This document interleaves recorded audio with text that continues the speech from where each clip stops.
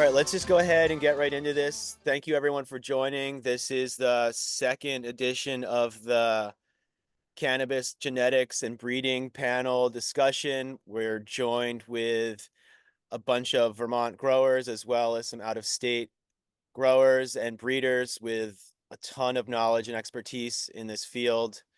I think a good way to start would be to just have everyone introduce themselves briefly, um, the name of your company, what you are you a cultivator, are you a breeder, and just a little bit, short piece about how you got involved or what kind of keeps you interested in cannabis.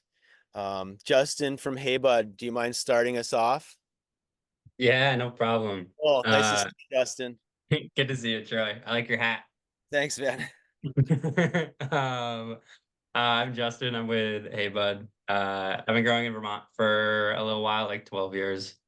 And I've done like really small grows to like really large, like 12-acre production. And I've like kind of settled into the size that I feel is like a good space. So right now we're running tier two mixed. So we have 312 plants outside, 2,500 square feet inside. We're like halfway built out because of the change in the language in the bill for the canopy, which is great. But yeah, we have that. We have a retail spot in Burlington, and then we just opened up manufacturing down in New Haven. Awesome. Yeah, Heybud is right on. Are you guys St. Paul or is it Pine? Is that St. St. Paul. Paul? Yeah, St. Paul, great spot. One of my favorite dispensaries in the state, personally. So check them out if Appreciate you. you guys haven't. Yeah, one of the best. So awesome. Next we have Kate joining us from Yellowbird. Hey Kate, how you doing? Hey everybody.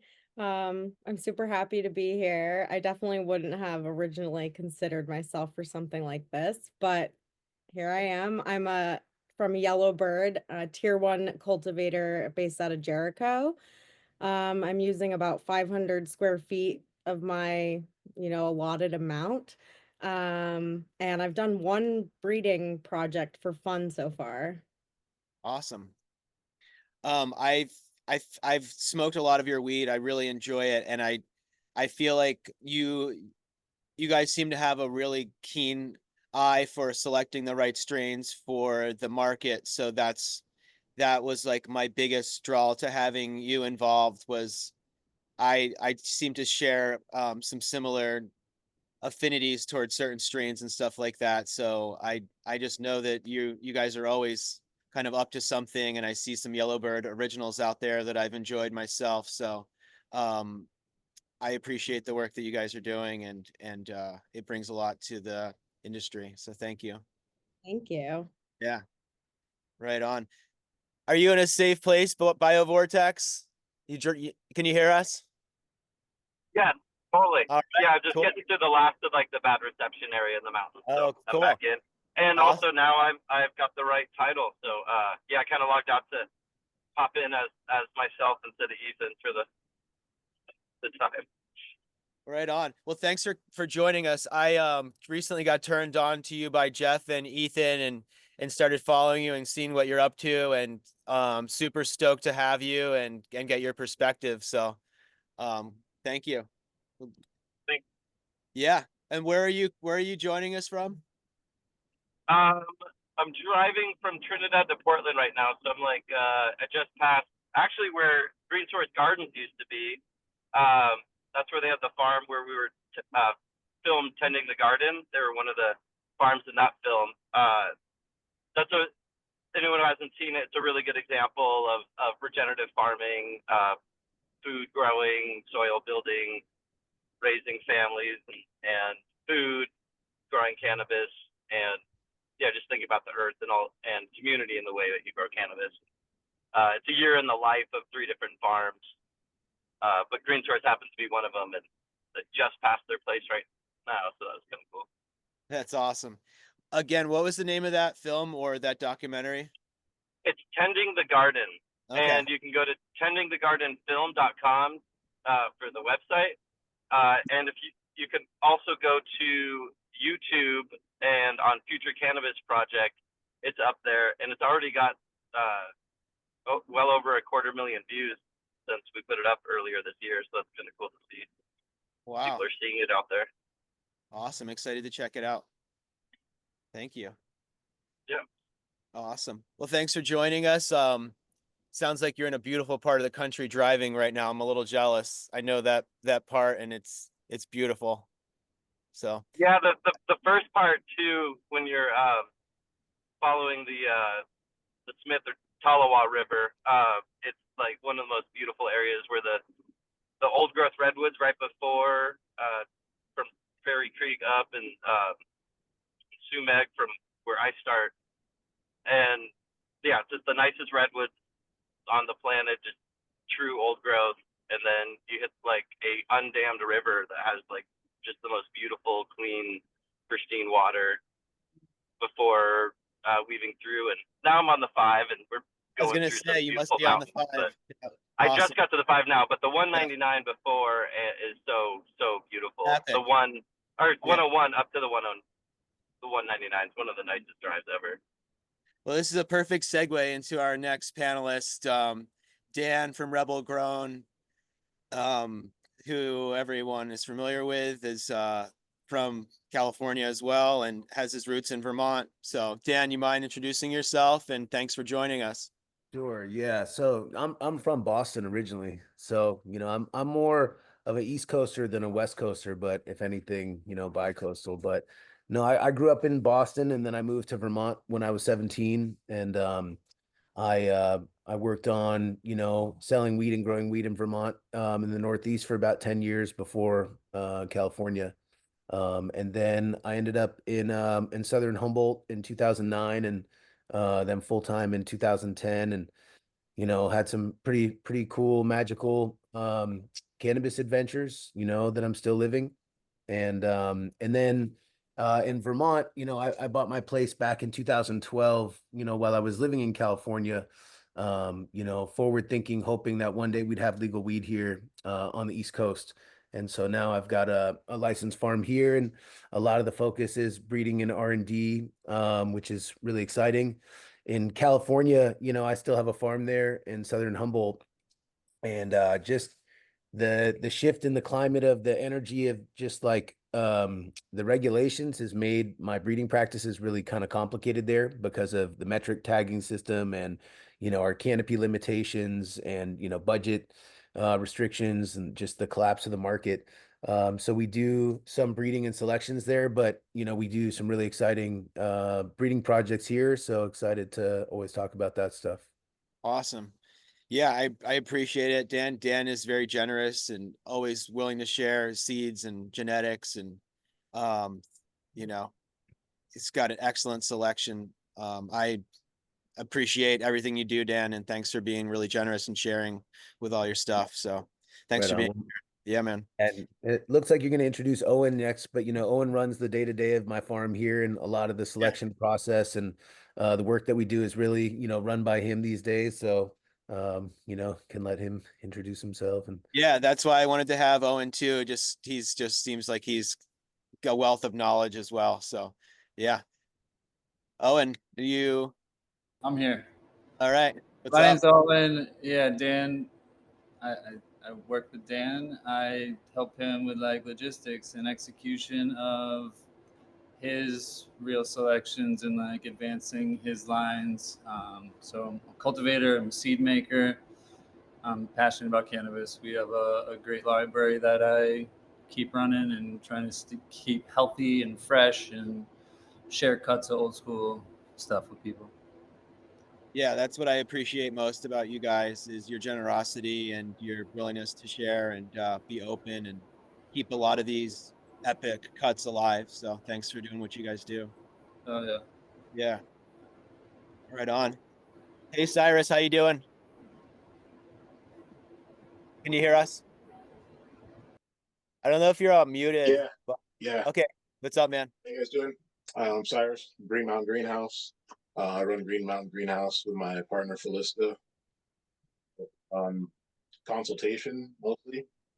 I'm certified in insects pest management and cannabis code for builds and stuff. So but I also love just making seeds, and cannabis has been a huge part of my life since I've been a kid. Just always been around it, truly passionate about it, and trying to build genetics that are survive in Vermont. Our environment can be pretty tough. That's my main focus. What did you say your IPM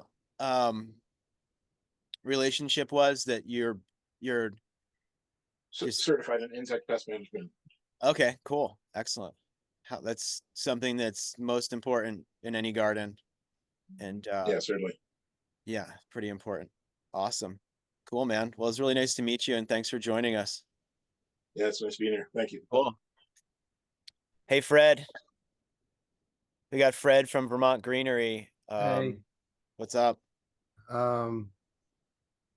I'm a tier 2 outdoor cultivator from Fairfax, or that's where my farm's at. And yeah, this is going to be the third season on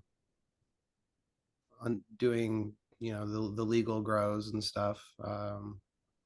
And my experience kind of comes from like the agronomic research side of like hemp, and I used to work with UVM Extension doing trials there, and they do a lot of breeding stuff. So I like to think of cannabis breeding in that lens a lot of the time, and so yeah, excited to talk about it all with you guys.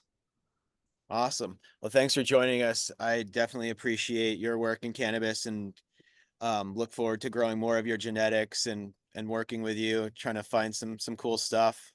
So, yeah, Fred has done a great job with his selections and his seed making, and has some really unique stuff tailored for this current market. And we're stoked to have you, Fred. Thanks for being here. Thanks. Stoked to be here. Yeah. Well, now that have we gotten around to everyone here? Jeffrey, do you want to introduce yourself? Are you here? Or Ethan from Tilia Hills seems to be here now as well. So Ethan, you want to go ahead and introduce yourself? I don't know if Ethan's here. I don't know. All right. Maybe Ethan's not here. All right. Jeff, do you want to introduce yourself? All right. Jeff's peacing out. Here's Jeff. Come on, Troy. All right. Come on. Get in here, Jeff. I'll be in the background, everybody, but I just want to thank everybody for joining us. We've got some pretty good signups for this event. My name is Jeffrey. I'm not licensed, but help stand up Vermont Growers Association, longtime sort of legacy grower myself.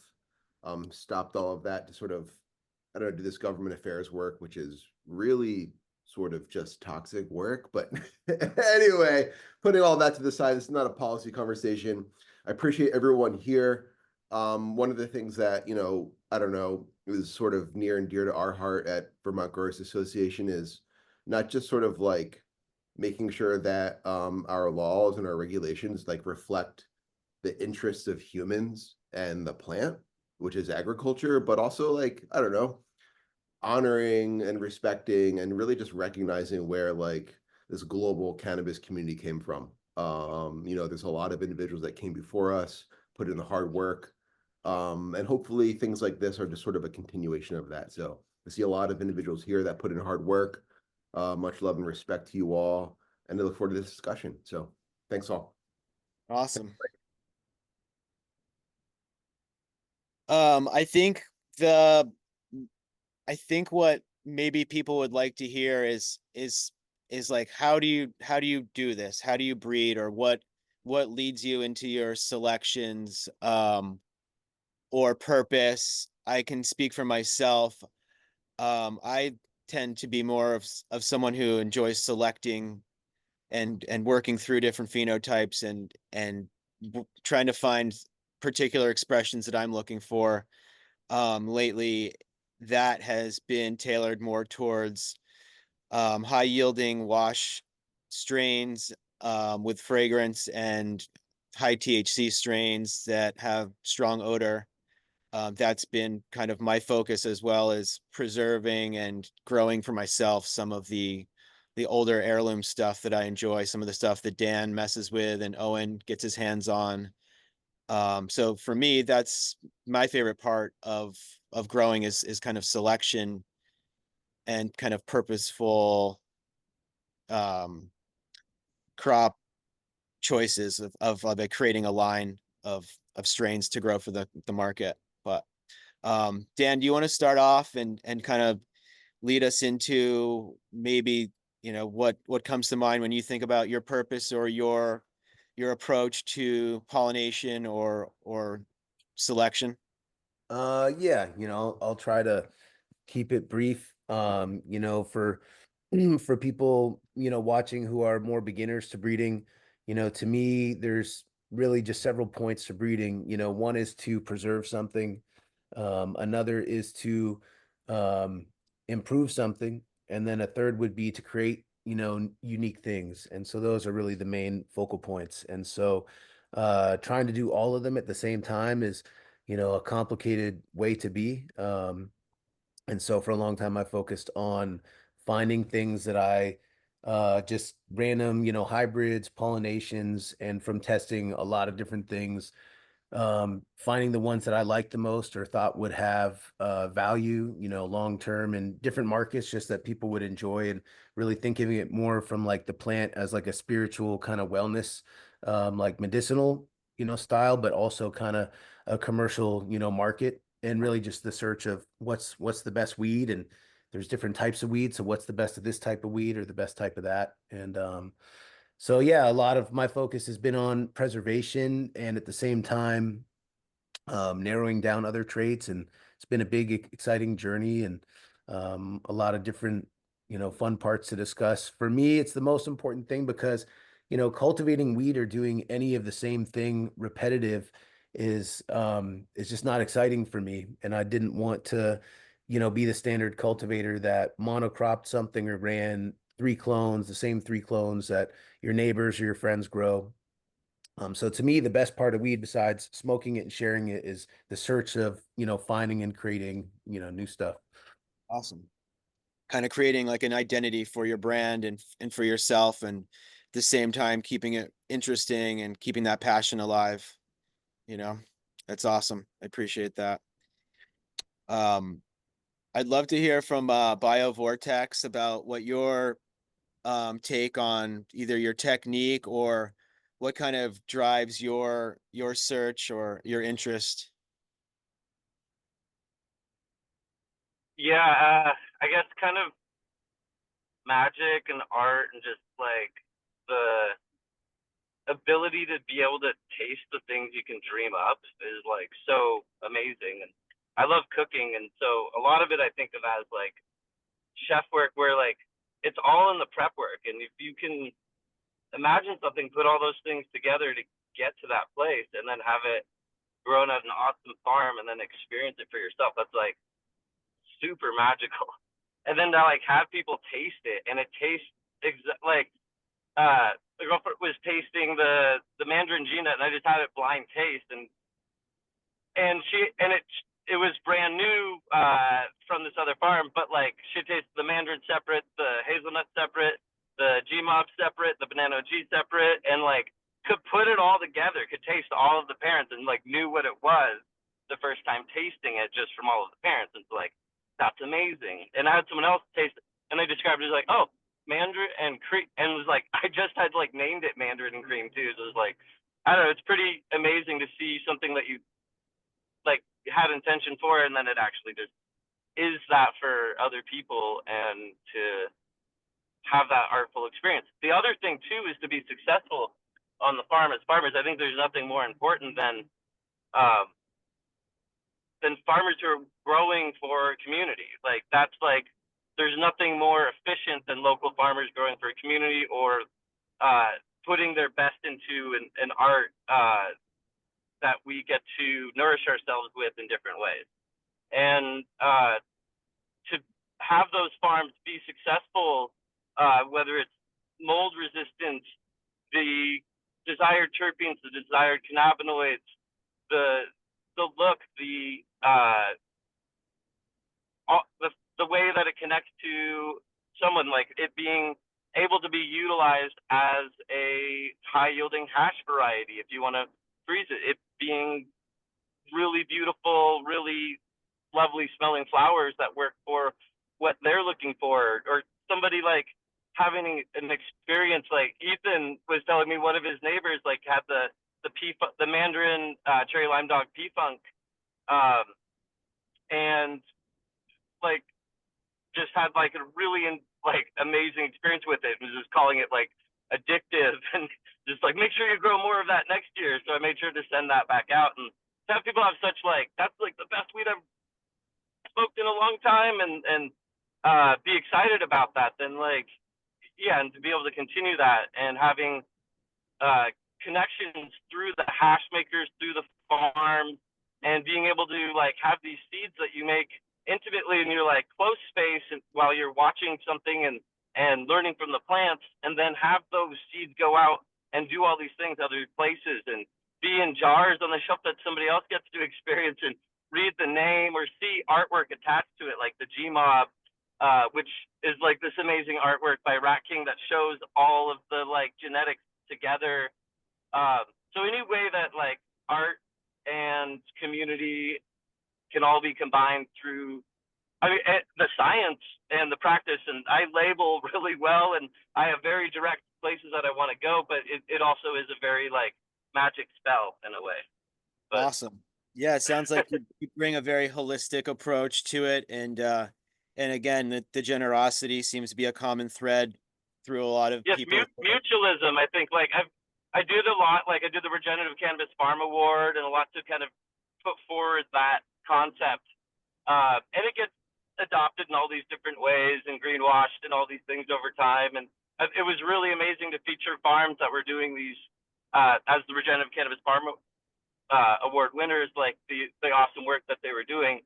But at this time, and back then too, but mutualism I feel like is at the core of a lot of these beliefs. So like that's like the new word for me is just like that way of giving back. Everything thrives more when it thrives together, just like a forest system. And I highly recommend the book from the new book from Robin Wall-Kimmerer, who did like Braiding Sweetgrass. It's called Serviceberry, and it's about the economy of the gifting culture. I highly recommend checking that out. Awesome. Well, thank you for that wealth of knowledge, and thanks for being here and sharing that perspective. And I love that kind of an old school generosity, sharing, kind of neighbors, community, more of a reminder of why we started doing this initially, and a nice respite from the business side of it. So thank you for bringing us back to earth with that. Appreciate it. Anything new anybody's trying? Justin, do you have any interest in sharing about like maybe something new you guys are trying genetic wise, or something you're excited about on the farm this year? What's what's on your mind for this season? Yeah, for sure. I think like each round of seed making that I've done has kind of had like a different purpose. So like the first one was just genetic preservation because like I needed to step away from growing for a second, but I was like, what if these cuts disappear? And so did like a big seed run to make sure that those genetics stayed around. And then the second round was like, can I turn all of these fun indoor genetics into something that works outdoor in Vermont, which was sick and worked really well. And this latest one that we're going to do is trying to turn some plants that don't hash into hashers.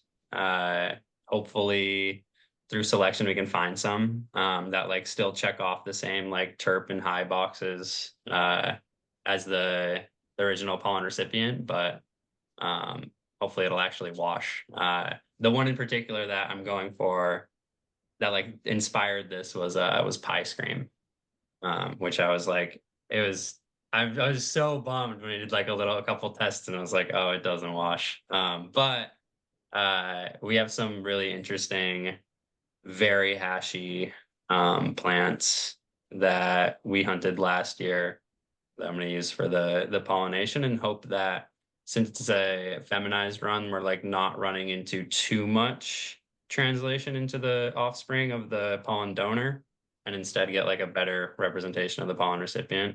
But yeah, I'm gonna do that. It's inspired by the ice cream, but I'm gonna go through a bunch that don't hash and see if we can get like some true like things that check off what are the factors or qualities you look for in a washer. Well, yield's a really big one. Like there are some things that like make really great hash, but wash at 1%. And if we're making hash from our indoor production, like we just can't do that. So like step one is it needs to hit a threshold of yield. So that's what we're looking for first off. And then after that, it has to check the terp box, has to check the high. And in the like, I guess before that, in the like yield, it's like texture is huge. So we're essentially trying to change the build of the trichome so we can actually have it wash. And then once we have it wash, we have to do like further selection to make sure that it's like it's the smoke that we want. But yeah, I'm super excited for those. That's a lot of work for sure. A lot of record keeping, a lot of keeping backed up cuts and clones and copies of everything in case it hits. And it's fascinating how much more challenging I find hunting washers than hunting flower strains. I've become so accustomed to that end of things that I have really found the hash hunting to be so much more challenging than the flower hunting for bar stuff and for market. It's crazy, but awesome. I can't wait to see what you guys come out with. And Getting the cherry limeade to wash might be like a holy grail of hash. And I wonder what Jesse would have to say, because I imagine he's tried to get it to wash. No? who's Jesse? You want to give any You're comment? muted. That was what is that? Well, that cross is what Owen? I would imagine then that pie scream, that dominant terp profile is the cherry limeade or the backbone of it. I'm not confident, but it's really oily. It's Yeah. amazing. It's phenomenal cannabis, but it's really oily and it doesn't wash. To the best of my knowledge, I've never. I don't, Do you find any Yeah. of those OGs to be washers, Owen, that you go through and you're hunting through? Do you guys ever try to wash any of that stuff? I stay in my lane. I'm not in the hash game at all. I have no comment. Yeah. So, my opinion is that, Yeah. almost everything will wash if you grow enough plants of the population. Like seeing a full population has got to be at least 300 plants, 300 to 600 plants.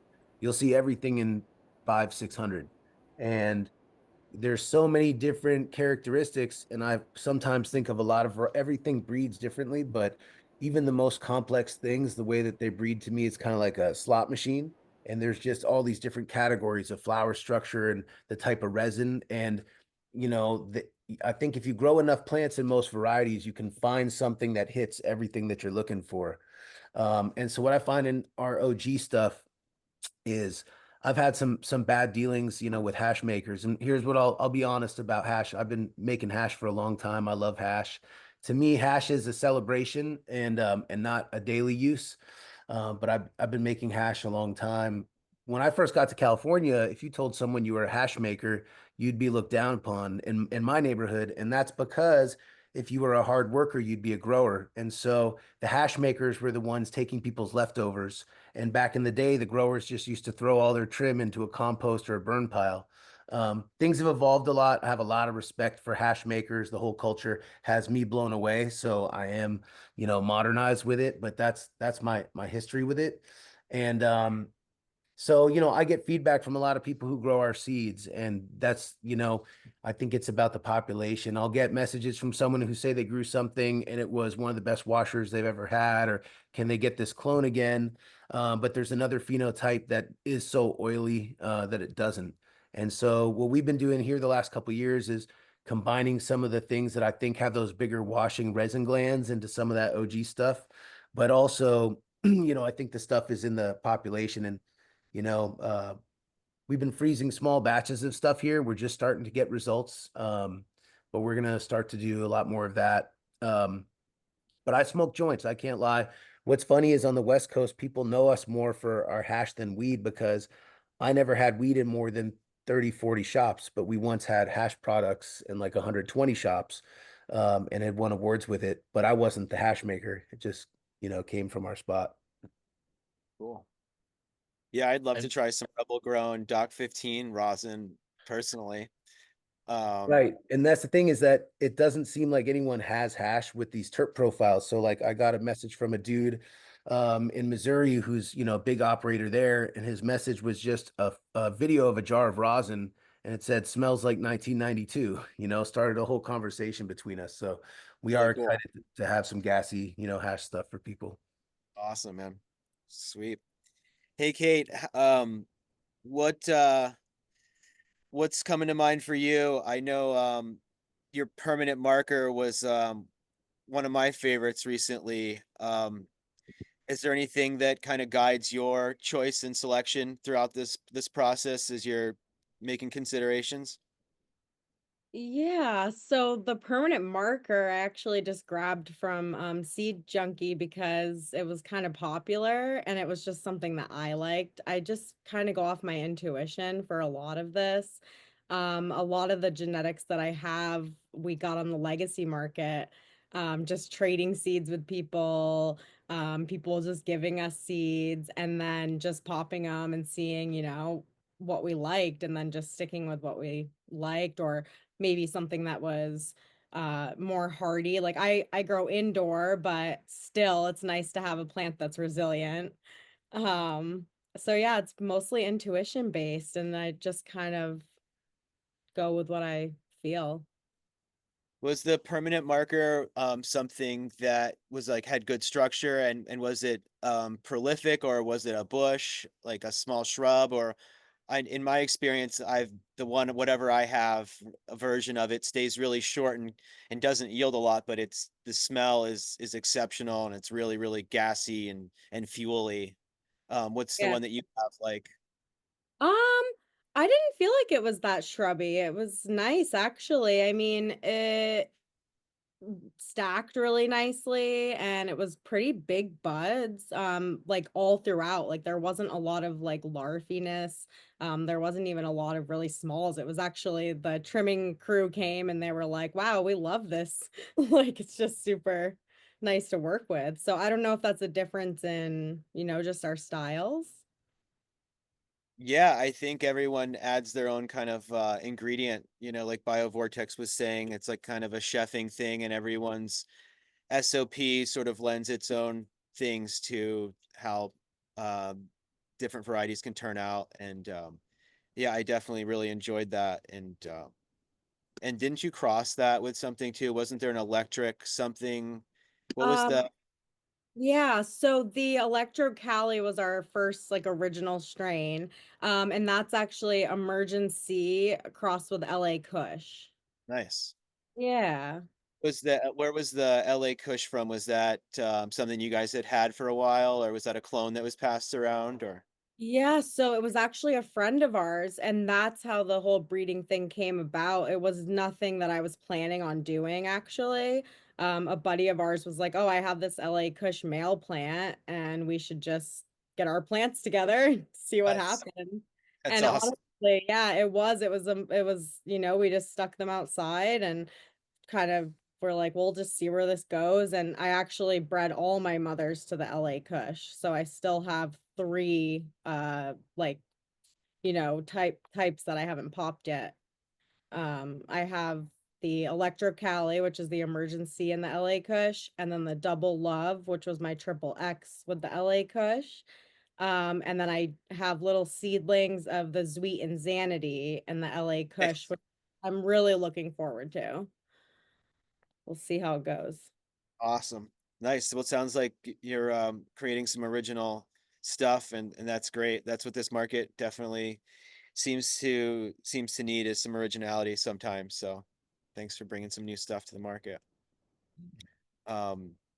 Fred. I'm happy to talk about Yeah. the cherry lime the cherry limeade and the like ice cream. Yeah. So like ice cream can a little bit more than the cherry limeade, but having the amount of mercury that it has, it's like becomes a bit more green.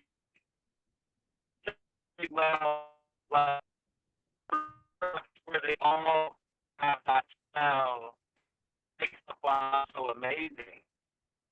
Ice cream can wash their own mind, and if you're looking around, actually kind of feel that you kind of go for flash mind. You find like those flavors in the looking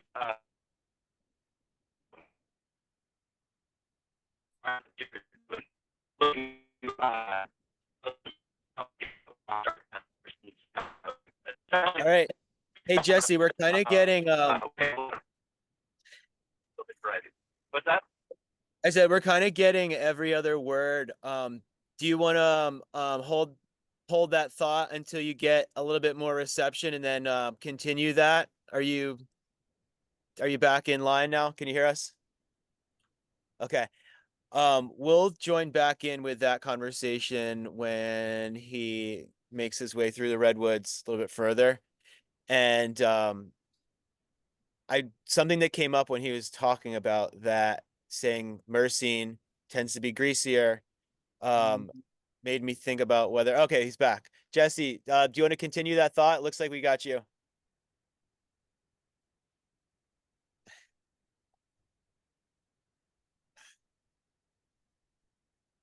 Okay, now we've lost audio contact. He's just muted.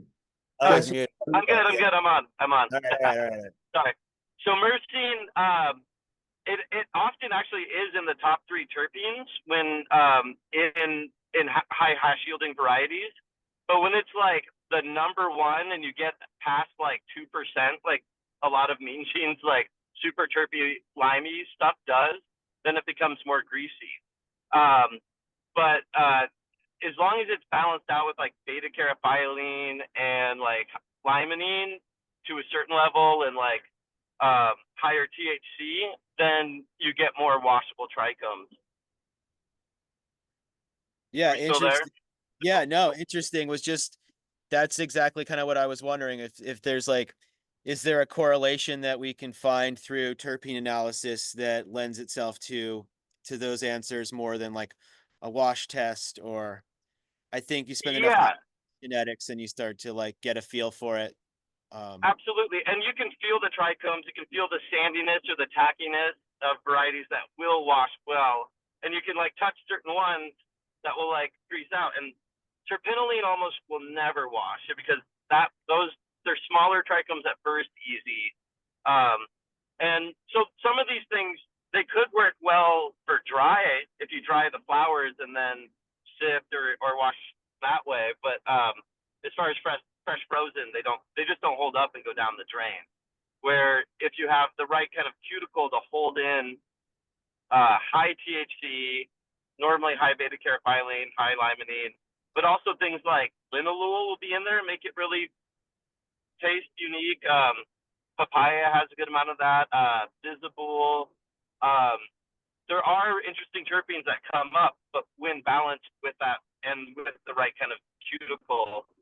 And then also you want the right size trichome too. Like I really like to breed for when people watch, like, oh, it all just kind of landed in the 90, barely caught anything. And I just like that size trichome because the flavors and you have more oil inside per and you get a higher rosin return that way too. So there's a lot actually about morphology, the chemistry that you can know about the trichome in your selection for breeding. And I was lucky enough to be able to work with hash labs for years and be able to run hundreds of individual ones and see who yielded the best and make the choices like GMOP 392. Like I was like, oh, that was an 8% yielder. Let's use that percent yielder, another 7.4 that has a certain flavor. And so I could stack up all these super high yielders and start working with them to create the hash lines that I'm going down now.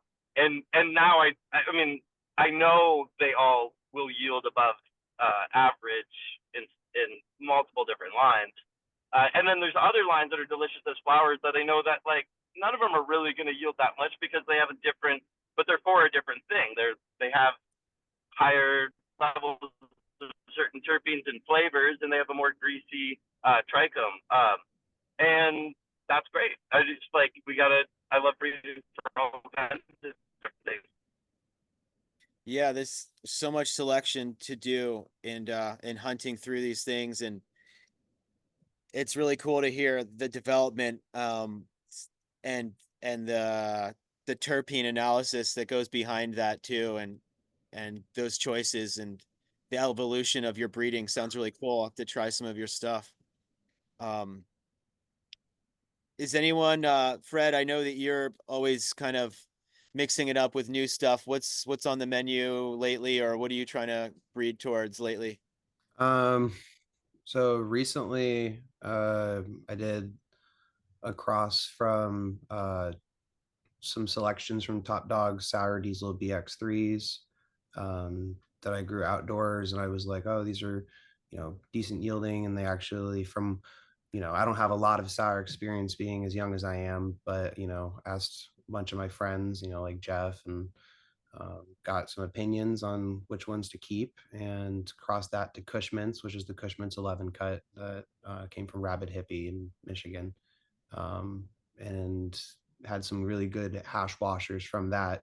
Justin at Heybud did a good job of running through those and growing them out to market, and so super pleased on that. And so I took some selections from there, a good male, and pollinated most of my library last year, and so I'm running through a good bit of that, and that's what's new. But on the backbone of my brand, I have a few other strains like Early Blueberry, which is something I found in 2022, and my first seed project, which is Soured Cindy, which I'm bringing to F6 this year, which is a Cindy 99 sour diesel from 2015 Maine. And yeah, just Cool. keeping it pushing, getting new cuts every once in a while. Some of the new cuts that I really like are from Purple City Genetics out in Oakland. He's just doing a lot of really cool, unique stuff, and he kind of breeds in the same sense that I do for like full sun, outdoor resin production, and finding cultivars that are just, very unique, but also aren't gonna break the bank for a farmer. And one of the ones that I think kind of touches on that terpene chemistry conversation we were just having is I've had this cut from them that it washed out to be the wettest hash I've ever seen. It was like pretty much just like a jam. And a lot of people ask me, is this a jam? Is this live resin? Because the consistency was just so bizarre. It was like a soup. And I think that was from that terpene test. It was definitely very high in myrcene, high in limonene, and I've seen that before with heavy terpinolene strains, which I think is why we get that difficulty capturing those trichomes to begin with to even create the hash, which is why we don't see it that often. But yeah, if you just do it, then I guess you come up with some I winners. have a question. Were you gentle with those flowers? Was it like a good like fresh frozen process? Because like no, okay. I mean, I wouldn't say I'm very harsh with anything that I handle in the garden, but yeah, it wasn't treated with any additional care over other plants that were harvested in that same lot. So yeah, and it was all just stacked in the same types of freezers, same types of wash conditions. So I like to keep everything on my post-processing side, my harvest side, pretty much completely consistent, because we don't have a lot of controls in this space, right? So we got to like make sure we do everything the same. because year to year, a lot can change. So I like to make sure my soil tests are the same. The cuts are the same and as healthy as they can be, started on the same day, harvested on the same day, all that stuff. And over the years, you definitely can build like a lot of good data around your future selections and things like that. Sounds like a nice wash, though. The fact that you're able to catch the trichomes with all that first in it, and then it came out later means like it was being held in the head, and then the mercy like starts to separate out, and yeah, giving that kind of like super oily, cool texture to it. And so there's more than like the three main components of a trichome, right? Being like its terpenes, its cannabinoids, and its plant waxes that like hold the cell in its shape. I think that one of the things is that plant wax cell is what creates it to be easier or more difficult to harvest. The thickness of that cell and the membrane and the ratio of that outside, like the basketball rubber to the air inside, right? I think finding plants that have thicker walls and that can actually reach the press and not kind of pop in the water, dissolve when you're paddling, is a good way. We're going to find some unique stuff that has these profiles like terpinolene, lemon, the mango hash, like some things that we're all chasing.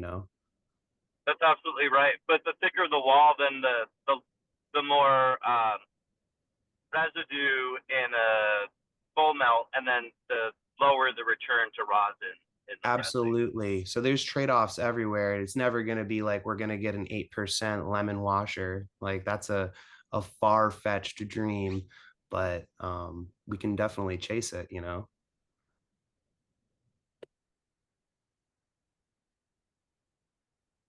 Cyrus, can you tell us a little bit about your process and what you've been up to lately, or what's been driving you and your excitement in cannabis genetics lately? I guess the coolest thing or thing I'm most excited about is project that I've been doing with Old Growth. We've been doing selections on their property and trying to create a flagship line specific for them that does well on their property. So we do all the selections there out of a number of seeds. And we do a lot of testing and stuff in the beginning as far as sex testing, kind of thin the herd and be able to take clones appropriately to be able to set things aside, hang on to us until the end of the season, until they've gone through selections.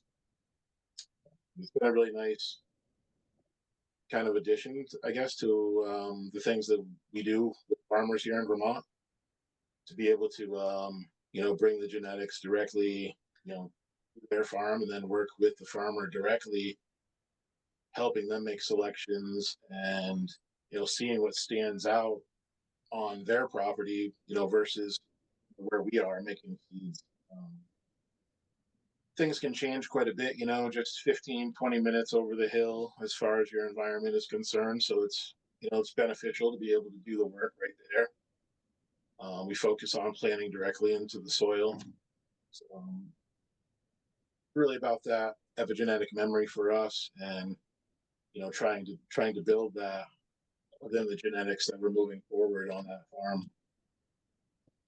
Do you want to elaborate for those who might not be familiar with what epigenetic behavior kind of alludes to and what that describes in terms of being in soil? Yeah, I guess it's like it's the influence of the environment that the plant is grown in, and what that does to the plant throughout its life to finish as far as terpene profile even. So the impact of the environment that the plant is grown in, and they're moving forward having a memory of where it was, the seed having a memory of where it was born, to be able to, you know, be more resistant to things that it knows that it faces inside that environment, whether it be pests or mold, you know, wet weather like we've been prone to.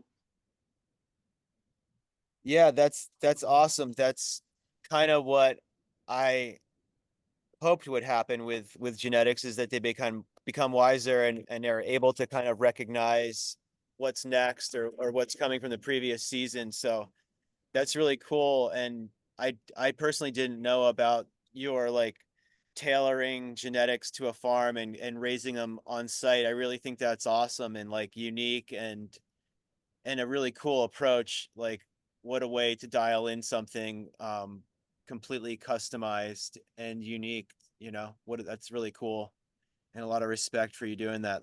I had no idea. That's really cool.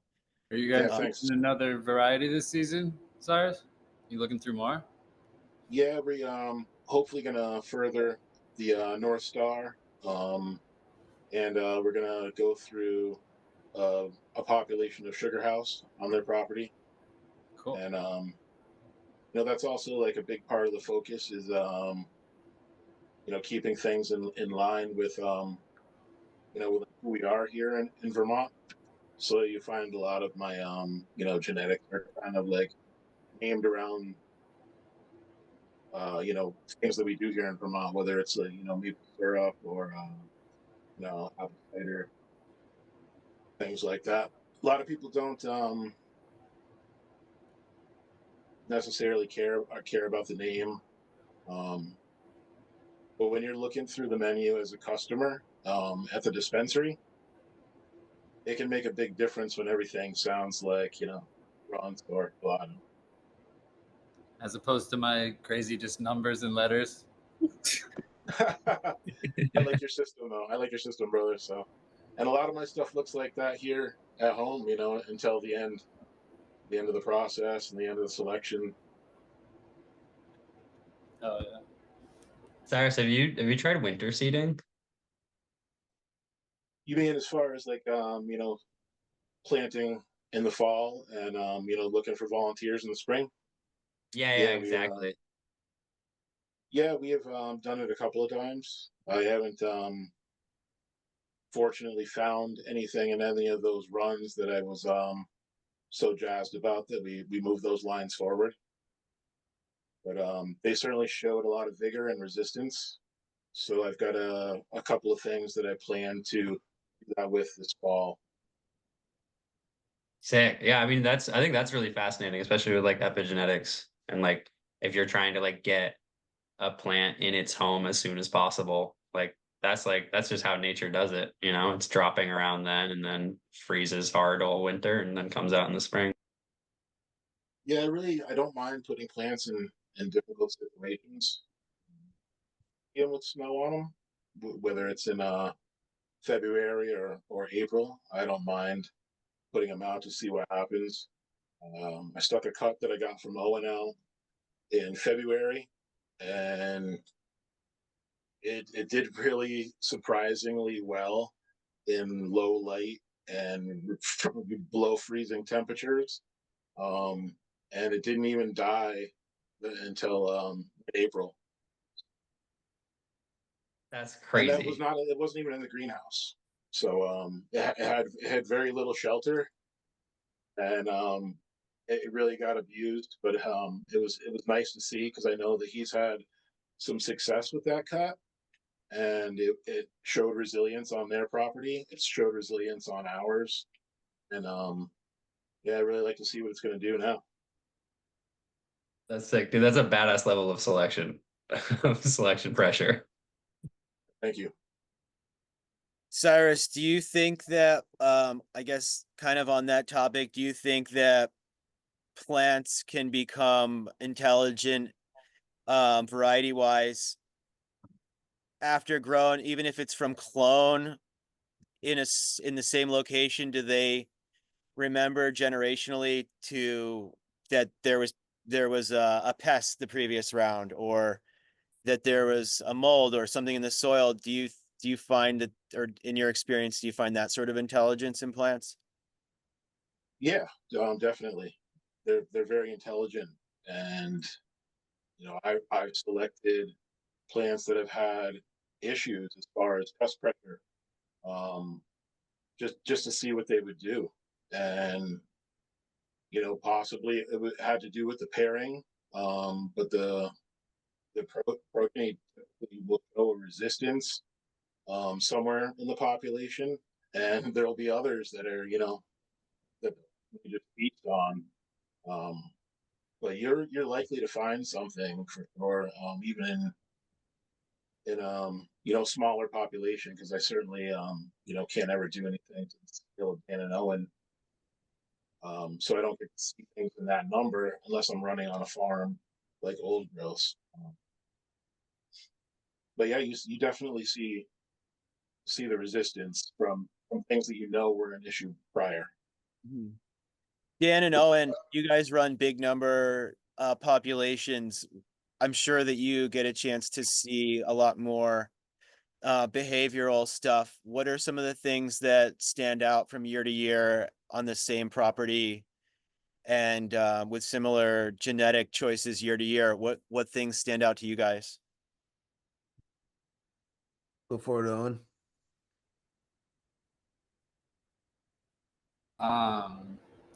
I wouldn't say things stand out. If there's any sort of issues we see, I'm just trying to like do better all the time in terms of the health of the land and health of the plants and keeping things loaded with biology. We see all sorts of crazy pressures here for sure.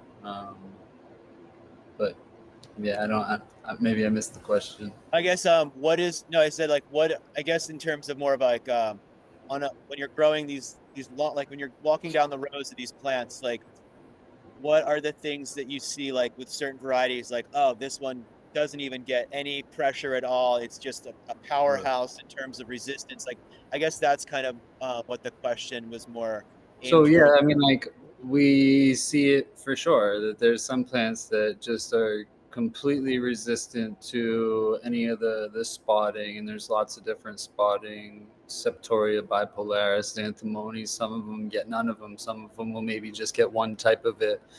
They happen in different waves. Sometimes those are the best plants ever too, and it's like, and you got something that works really well out here in Vermont. Dan's better able to kind of look past that, knowing that the pressures we face here are not normal, and knows that like as soon as he gets off this property, then it's something really incredible and stunning. I pay very close attention to those plants that are resistant for sure. Yeah, I think that the most important thing is how to pay attention to it all. Like to me, the whole purpose of it is attention to detail and noticing these subtle things in plants, and that's hard to do, when there's a lot going on and you're working on a lot of different projects and keeping the farm going for Owen. Just that alone. But it's cool because I had a hemp license here starting in 2018. In 2018, I didn't even live in Vermont. I moved back to Vermont in 2014, 2016, and then full time since 2019. So I looked at the hemp license as an opportunity to learn about, actual real farming instead of just growing cannabis, in hot climates and dry climates and pots. And so I wanted to see what we could do to build the soil. And the first year growing, CBD hemp plants, I was blown away. And we dry farmed. We didn't have any irrigation, and there wasn't really any septoria, nothing. And it was really just the natural landscape. Some of the hemp fields that I had planted here were literal, grown in the shade in these little, paths and roads with, moose prints and moose shit all over the place. And then I didn't see any environmental pressure in anything in Vermont until 2021, really, even in 2020. And it's, I started growing a little bit more cannabis genetics, but I really stayed in my lane and, didn't blow up the hemp fields or anything, like a lot of people did. Um, and so since we got the license here and we've been able to test everything, well, now we can see, what my stuff from California does, what my buddy's stuff, what this popular clone, what this classic clone, all these different seed lines. And so we learned really fast that we really needed to select specifically for the climate here. And so what's cool, I'll show people, you know, I'll be in a store talking about a variety or something, and I'll explain how we build our production menus. And I'll show them a video like, here's a couple years ago, we had a row and a half that was like not very good. You know, it's an amazing variety that I know is super diverse in cannabinoids, good hash, good smoke, you know, award-winning stuff. But when we grow this generation of it, a lot of the plants, you know, are susceptible to the climate here. But then, boom, look at this one out of 40 or 60 or 80 that's just shining as if it's been perfectly nurtured the whole time. And so we'll dig that up and re-veg that. And now, you know, we have this cool menu of probably a couple dozen, you know, cuttings from all these different varieties that are just bulletproof, you know, 3, you know, 2, 1 years proven in the climate. And then, like Owen was saying, you know, we take one of those cuttings that's been bulletproof here. We start to see other people grow it in southern Vermont, in Maine, in Massachusetts, on the West Coast, in the Midwest, and everyone's, you know, killing it with stuff. We have a harder climate than a lot of those folks, and we can still do pretty well with it. So that's the big mission here is like, you know, production farming is important, and there's a lot of people more skilled at it than I am. Um, you know, there's always going to be innovative, really smart producers at anything, but the selections is the whole value of it. So I think there's so much more value in the plants that we can select that can have longevity into the future for ourselves and other farmers, you know, way more than the value of 1 year's crop. 100%. Yeah, and you mentioned 2021 as kind of a turning point for climate in terms of cannabis. Is there something that you attribute that to? Was it the onset of more people growing hemp in the state, or what is your perspective on that? I mean, really quick, not to talk too long. I think part of it's climate change, and part of it may be due to, you know, all the weed and stuff.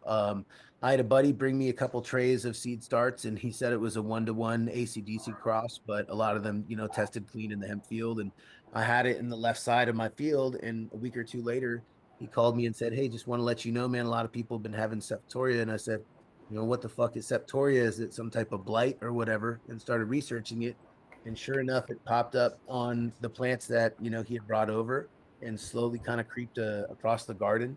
And that was the first time that I ever, you know, saw it. So we started the next year, you know, planning ahead for how to combat it. Owen's been awesome because he's like on a mission to like understand everything there is I about. think that hemp essentially brought it in and it moved down from Canada, but it followed the hemp. And yeah, it's just exploded since then. So the folks at Cornell University in their ag department, they have kind of like a best practices guideline for licensed cultivators in New York State.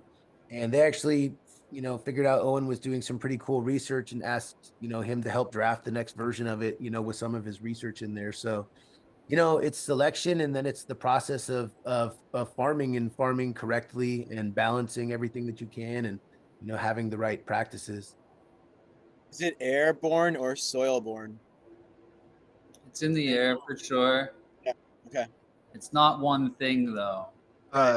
Septoria is it's a soil-borne thing, and it's so the big way the vector of it getting onto your plants for the most part is the rain. Right. It's the So splashback. it's splashback. So like having a really good cover crop that's going to absorb that splash, you know, like a good clover or vetch or anything really. You know, you can even use black plastic. What about straw? What was that? About straw? Straw, hell yeah. Yeah, straw, rice hulls. You know, you just don't want it to have direct soil exposure because that's where all of the septoria is. Yeah, I don't know. I think something really bizarre happened in 2021 because that was the same exact timeline where shit just like with totally normal fields just suddenly blew up with Septoria. I had like So, not seen that before. so I've been doing the hemp since 2015. UVM started it being able to do the trials, and so I've seen it from then on, and I can definitely agree that the pressure, like in their trials, has increased dramatically. You know, in pre-COVID, and since then it's just been kind of the same. So, but that first couple of years, it was like it was completely clean for the most part in a lot of the trials. But also some management things changed, and the actual trials did change as well. Um, and while I'm talking about it, if you guys are free, the last Thursday of, I think it's the 24th of July. It's the last Thursday of July. UVM Extension has their field day, and you can go there and see all of these different trials. And they do a lot of hemp stuff, fiber, grain, CBD, dual purpose fiber, and CBD, dual purpose fiber and grain, as well as like loads of crops. And it's a really, really cool, thing to see, all the parameters that they capture, because I think us as cannabis growers, we're always looking at these different parameters, and we're trying our best to capture this data, but seeing it done, at that level is inspiring and has helped me a lot in my uh, breeding and selection, and farming as well. So I just implore anyone to, if you're curious, please sign up. It's on the UVM Northwest Crops and Soils page.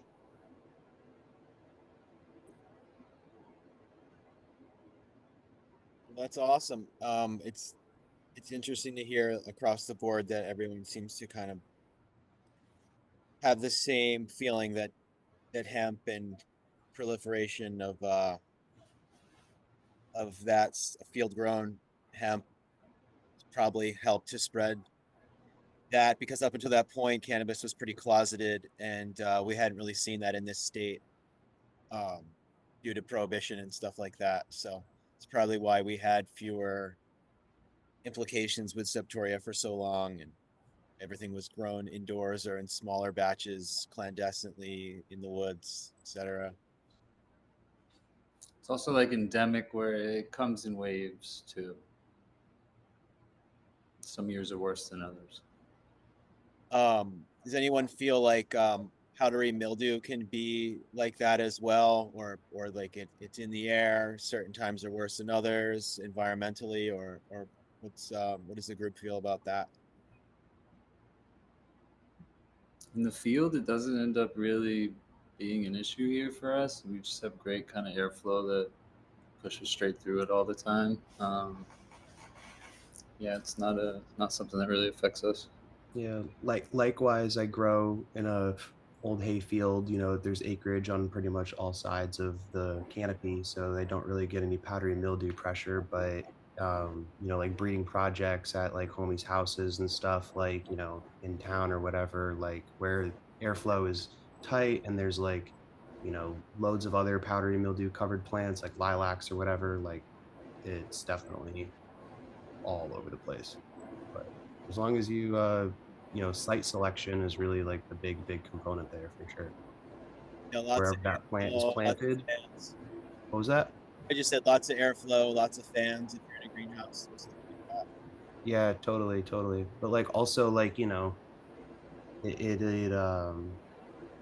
it settles based on like what types of other plants are planted in the area. So I find that like if you're in like neighborhoods with like a lot of ornamentals and like a lot of commercial, like those types of Pretty plants. sure cannabis septoria is specific to the genome cannabis, and like powdery I think mildew we're talking about powdery mildew. or other things are not. Cannabis isn't necessarily susceptible to them.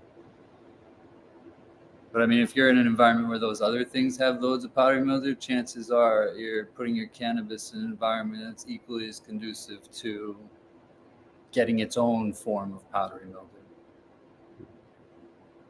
E-balm seems to really like getting powdery mildew. I don't know if you guys have had any of that on your property, but it seems to get covered with it in the fall. Yeah, no, like it's really such just an imbalance, really, because I've seen it in a lot of different places, even where maybe you are in close proximity to other people that have roses, lilacs, etc. That have powdery mildew. Their environment is fairly well balanced. You're really not going to struggle.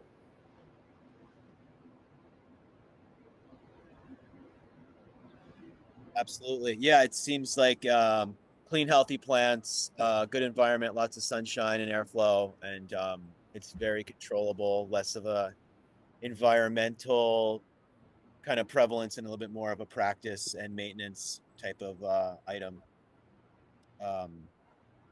We have all those things incorporated in the gardens because I love flowers of all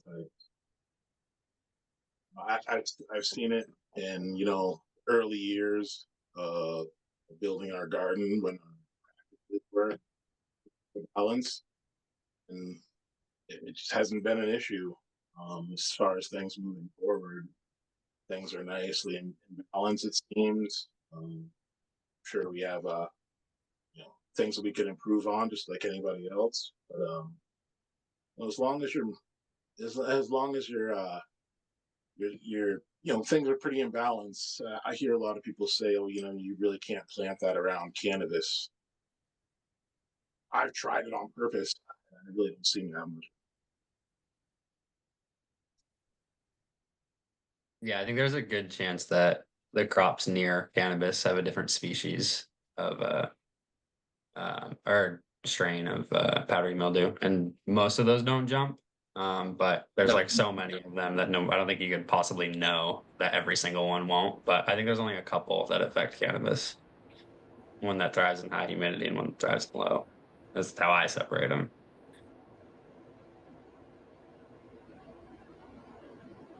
But there's also cool like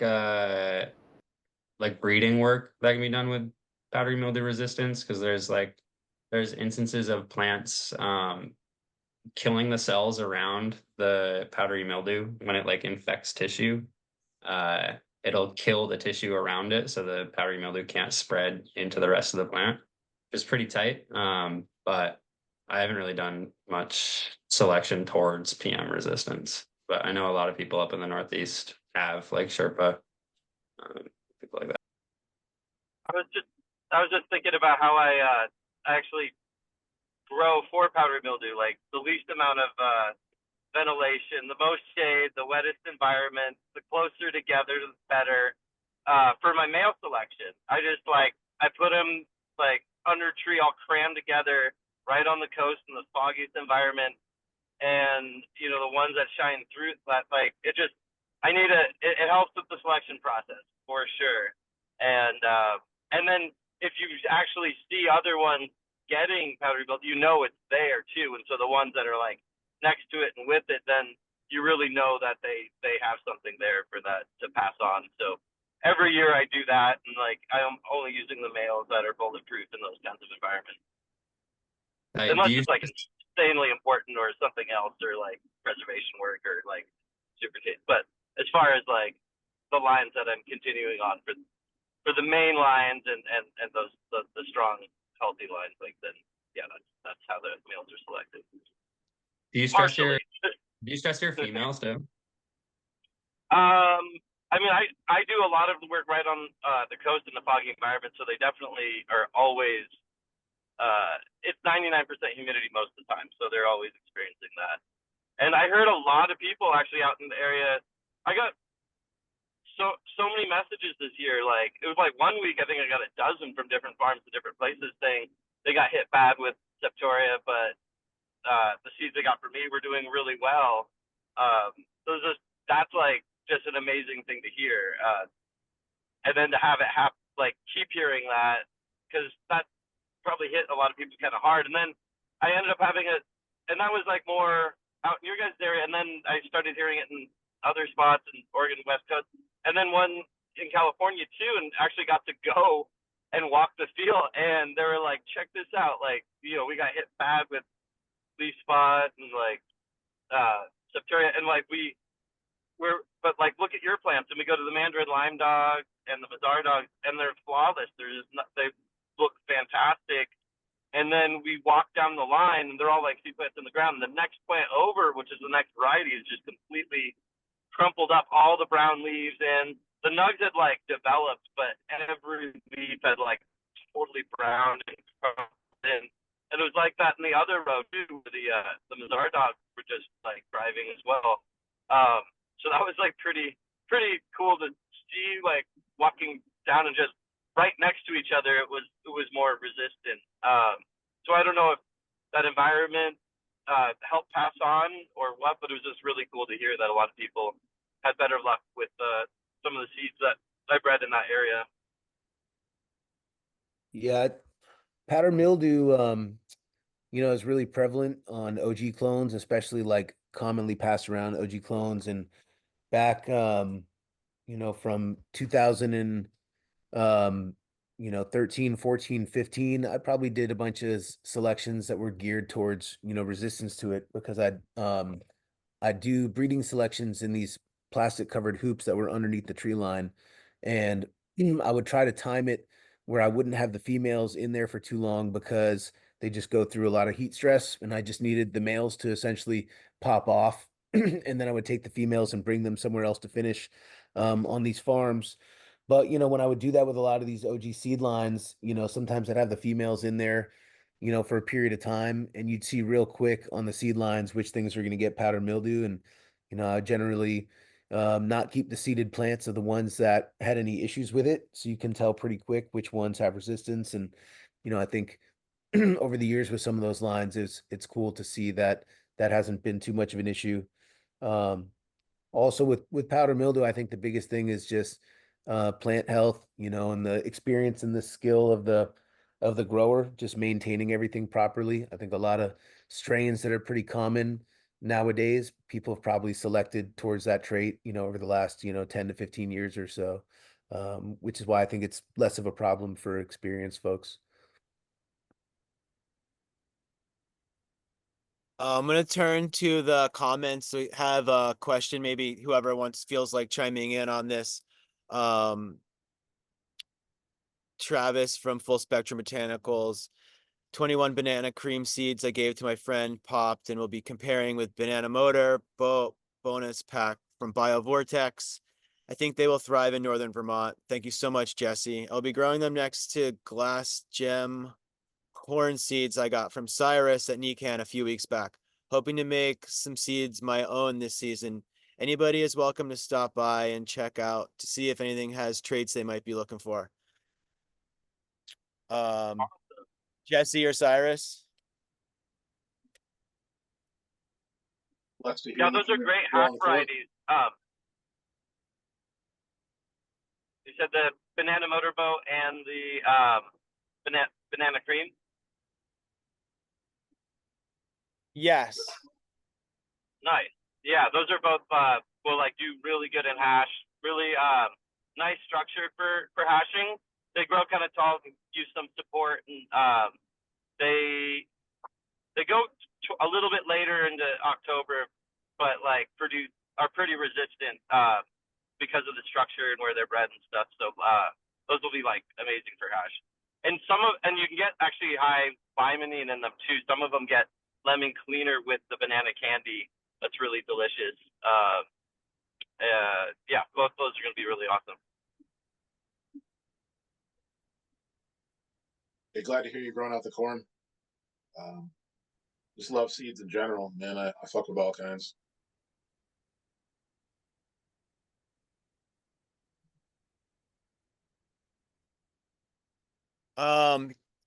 Maybe we can talk more about like what's been happening with the market and directions we've had to take that genetics have been playing. Kate, what have you guys been doing to adapt to this ever-changing market in terms of genetics? Does that sound like something you guys have been experiencing? So sorry, my dog was just reverse sneezing, and if you guys heard that, everything's fine, but it's just a weird sound. Well, it's been a little rough with just the fact that, the consumer is mostly looking for high THC, because I have some great genetics that, are lower THC, like my member berry.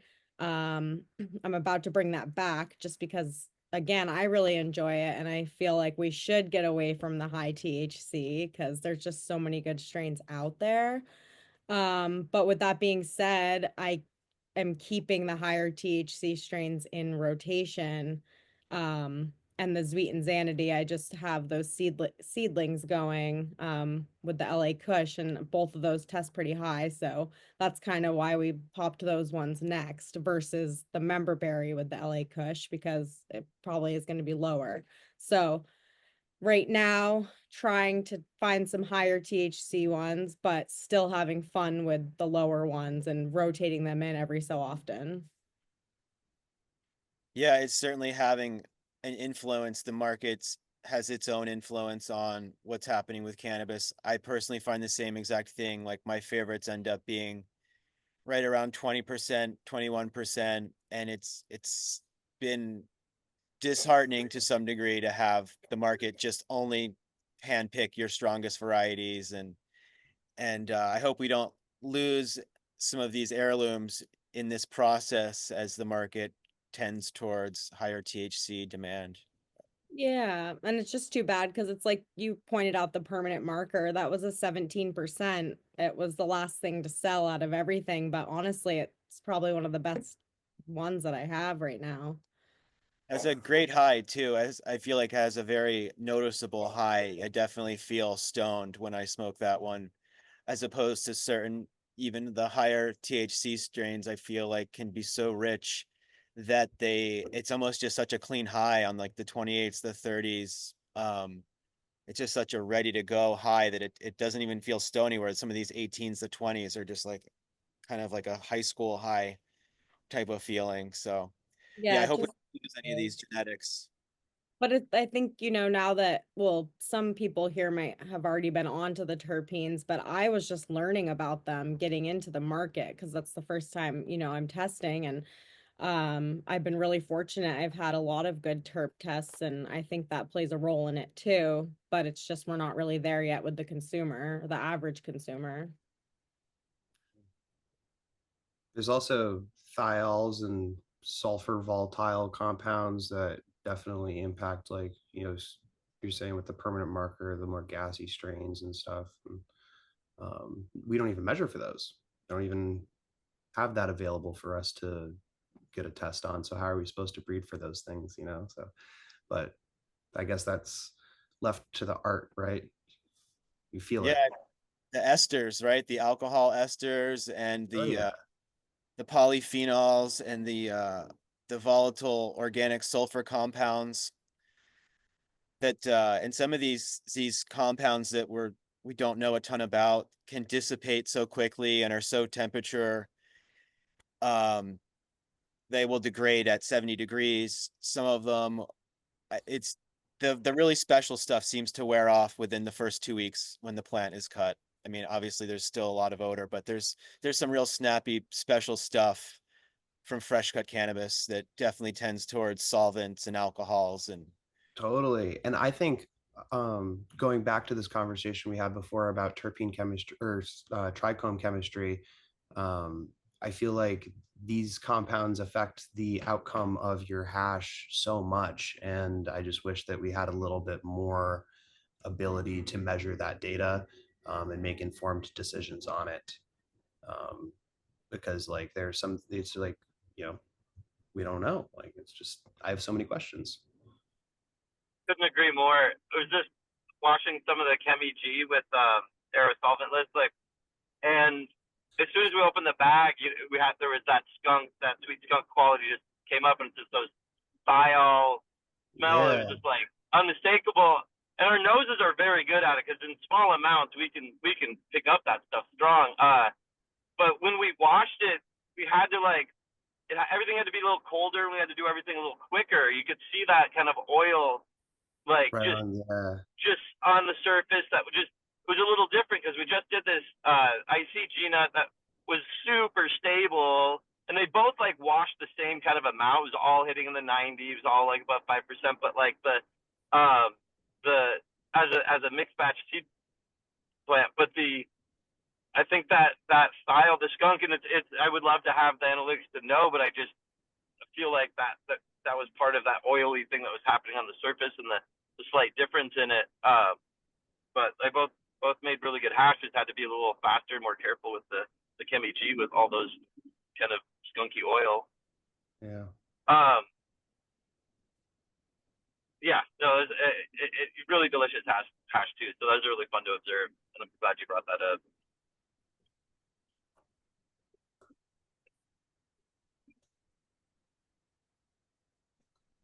What are we talking about?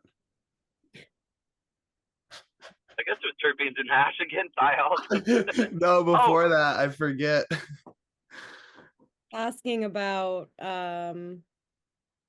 like the THC or like how we're choosing and how we're like going in the direction of what we want to breed and stuff. And I had a point about that.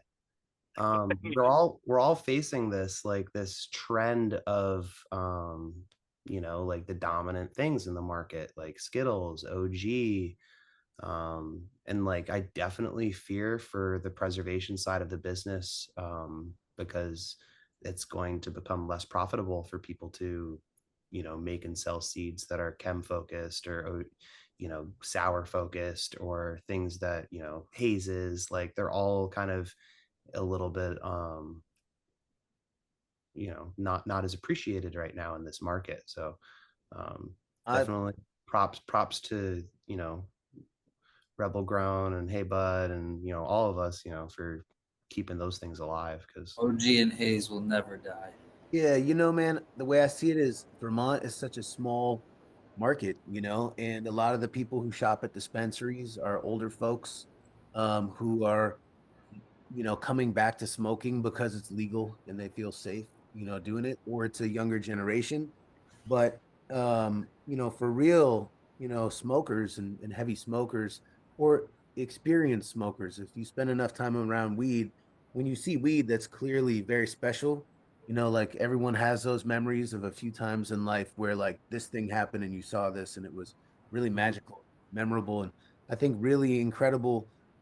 People doing good genetics work and growers are striving to make that happen on an everyday occurrence, and it takes time to develop that. I just see so many freaking college kids, Brian, like candy this and candy that, and they don't even know about the history or anything. And I worry about 20 years from now, all those old heads are not going to be around or whatever, and it's going to be like, what the fuck is this market? I hope to be an old head then, and you know what I mean. Like the cream rises to the crop, and a lot of people's opinions are formed based off of experience. And when experience is limited, then your opinion is formed off of limited information. So like, I just think like here's a story I tell a lot. I went to New York last fall or something like that, and I met these 22-year-old kids. It was a long story, but I was at a pizza shop, and the dude I was with had a weed brand. And these kids recognized him for his weed brand, invited us to the recording studio, and we smoked, some gassy double OG chem. Those kids had a business selling weed. They had like food trucks they sell weed out of.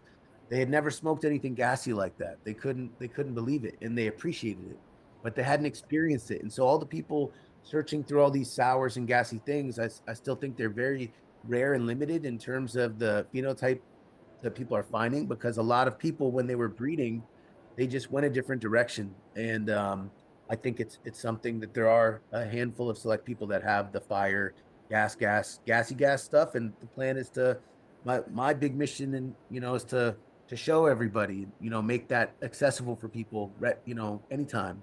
Yeah. And that's because that's what I personally like, but I really do think that a lot of other people's palates would really like those things that were so special and popular 15, 20 years ago if they had regular access to it. Totally. And I think there's this vicious cycle with access though, because like, more people grow in LCGs and runs, the less access there is to the other stuff. So it's like the bag appeal era though, where, and I'm hoping that we live to see the end of that soon, where for bag real. appeal was just really dominant in the marketplace. And it's Anyone watching, you guys buy my weed, you'll know I only sell ugly weed because I don't care how it looks. I care how it smells and how it gets you high. Fuck yeah. Dude, I tell people at stores we sell outdoor weed. It's so affordable, it's crazy. There you And go. I tell people, I go, listen, this weed might not be as pretty as the indoor flower. It's, the time of year, it's maybe oxidized a little bit. Break open the nug and look at the inside of the flower. Look at the preservation of the resin glands, and look at that. Look at that texture and color. And when people smoke that, it's going to be another level. And and it's because of organics, and it's because that it's grown naturally, and because of the genetics. And so, yeah, man, there will always be shifts, but haze and gas will always have a special place for the most aware consumers who want the most special herb, in my opinion. No, I agree for sure, definitely. A lot of the varieties I've like bred and like been known for, some of my favorites are lower THC, but also some are extremely high THC too, and that's because of high hash yields. Choosing and selecting plants to have higher and higher hash yields, there's more trichomes like present at a certain size and higher THC inside of them, and the crystal catches better. And so it just kind of naturally goes on that direction. There was the G nut number 8 that like Moon Valley selected that was 39% THC or something, and but when you break it up, you see that it is about half trichomes or so. But like that's just one direction to go, and it just happens to be a byproduct of selecting for hashier varieties. But also like certain flavors are just like people really like them too, and there's nothing wrong with that. Like Skittles is tasty. OG's always gonna be like really yummy. Like there's certain things that are just kind of addictive that you always enjoy, and they're gonna sell more in the market. And like interesting stuff should always be there, but people will buy a little bit less because it's more of a they don't smoke as much as somebody who just smokes certain like candy gas all the time. They smoke more. So that just is a reality. But you just have to do all the things. I guess. I think Mine has lots of gifts. my perspective is that people are smart and they'll figure out what is equivalent to the best weed. And I from the East Coast, I was small scale, but on the West Coast, when I was large scale, like you learn from buyers that dominate markets. And so here's a couple quick stories. Like one time I had someone coming to buy a lot of weed, hundreds of pounds of weed, and I have lots of things to show them. And I show them one of my favorite seed plants. It was not currently what was popular in the market. It was a Cinderella 99 hybrid. And he goes, damn, if you have that, I'll take 200 of those right now. I go, it's a seed plant. I have 4 pounds. But that one plant was so special, right? You have a clone of that plant and you grow it well, anybody's going to know it's good. In the height of the purple craze, where nobody could sell any green weed, we had a sour seed phenotype, which is still alive in Trinity County. And we had a buyer come up and look at our stuff and go, wow, what's that? If you have I'll take 1,000 pounds of that right now. We go, we have 2 pounds. And so I just believe like that plant replicated done correctly, other people are going to say the same thing, whether they're a wholesale guy like that or a connoisseur smoker. You're going to recognize when something is really good, and there's so many people making seeds and so many genetics and so many people doing work. So there's just thousands of options for home growers and producers. And so a million lanes to go in, and that's what's fun about it. I definitely have seen something similar, but it's more so on the side of I grow what I like and what I believe that's like the best, and then you go and bring it to the dispo and it doesn't have the name they want, doesn't have the look they want, whatever, but it is unique. And maybe that, you know, sad to say, some buyers are not as educated as other buyers, especially in a infant market such as Vermont. But yeah, shout out Heybud. They buy the best. Yeah, there's a little bit of hope. Like what we're seeing at the dispensary is like just being able to put good shit in front of people and get them to trust us to try it. When they try it, they're like, "Oh, yeah, this 17% shit is actually amazing." And so they trust us the next time that they come in and they're like, "Oh, what's good?" And we're like, "It's not the 28%, I can tell you that." It's the lower shit. So we have seen like a pretty noticeable shift in our consumers and being willing to like trust us and try new shit and then be like, oh yeah, like this sour is fucking smoking and like that's what I want. I don't want the candy. So there's hope. Yeah, thanks to retailers like you guys that get a chance to educate people. That's so important in this market. is getting people to try this stuff. I mean, I grow the stuff that people want in the stores, and then the greatest thing about being licensed is having the freedom to grow the stuff that I want as well, and just be able to grow a bunch of weed with freedom to grow quantity, which is really cool. The best part about having this license is honestly just being able to grow weed. And I love growing all the fun stuff on the side, and just end up growing the what people want in masses, I guess. I think You got some cool stuff though, Troy. Your Pretty mass stoked. weed. oh yeah. I'm pretty stoked, dude. I can't complain. And I honestly like the Josh D OG I got from you guys has been one of my favorite head smokes. Like, and that has just gotten better and better as I've had it like the last 6 months. So like I can truly appreciate the nuances and subtleties of some of these other strains. Like I smoke that shit over all this new stuff, and I can't wait to grow the TK from you guys and see how that turns out.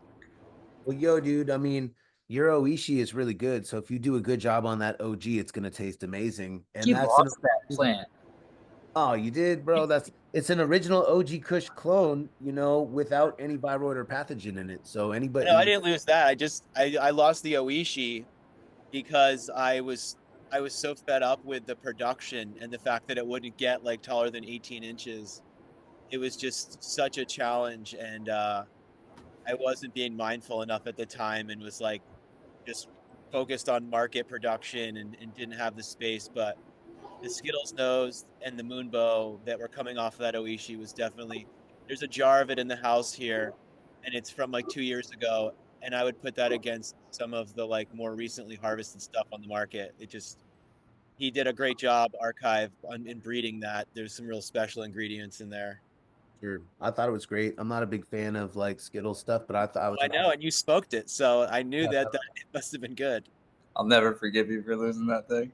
It was That cloud bad, hovers over bad, you. dude. That was a major loss, and now I have to try and dig something else up. a lot of my focus is taking those classic clones. I mean, OG Kush is not that hard to grow unless maybe it comes from tissue culture, and even getting it clean from us, it's still just it's going to get woody stems. It's not going to be easy to cultivate compared to a lot of stuff that's from fresher seed stock over the last recent years. And like the double OG sour that we have, it's literally 2/3 OG, 1/3 sour, but from all these years and generations and phenos, like that's what it is. That's exactly how you describe it. And so, um, yeah, would love for you guys to come out this year. We got our propagators license, which is unique in that you get 3,500 square feet for R&D or seed production with the CCB. But the way they drafted it, that the legislators signed off on, is that if the byproduct of our cannabis plants is seeds, and those seeds could be sold based on federal compliant hemp regulations, we have the blessing of the Vermont legislators and the CCB to sell seeds direct to consumer. Like we had to submit like a sales plan of how we do it that they've approved. They're going to try to control our marketing, which I don't like so much. But it is really special because the genetics work this year. Um, you know, I'm going into seeds that I have that are my oldest seeds, 15 years old, stuff that's really hard to germinate. Owen actually worked a deal out with one of our part-time employees here, who's a local college student, has like an internship that started for him to focus on like climate change studies, composting, and the R&D and the breeding. So would love for you guys to come check it out. We're treating and popping thousands and thousands and thousands of seeds of a lot of crazy stuff, and going to try to test through as large populations as we can of a lot of stuff that we can, re-veg. And just talking to sours, I mean, we're probably growing, I don't know, 7, 8, 9, 11 generations of different, uh, you know, sour hybrids and back crosses and in crosses of these two lines that go way back. And I already know the type of stuff that's in these things, and recent back crosses to different sour clones. So the work that we're doing this year on sour, if we do a good job and we capture the best plants, it should be life changing for us, just or anybody who wants to smoke sour. It would be I awesome can for you guys. attest to this personally from what I've seen at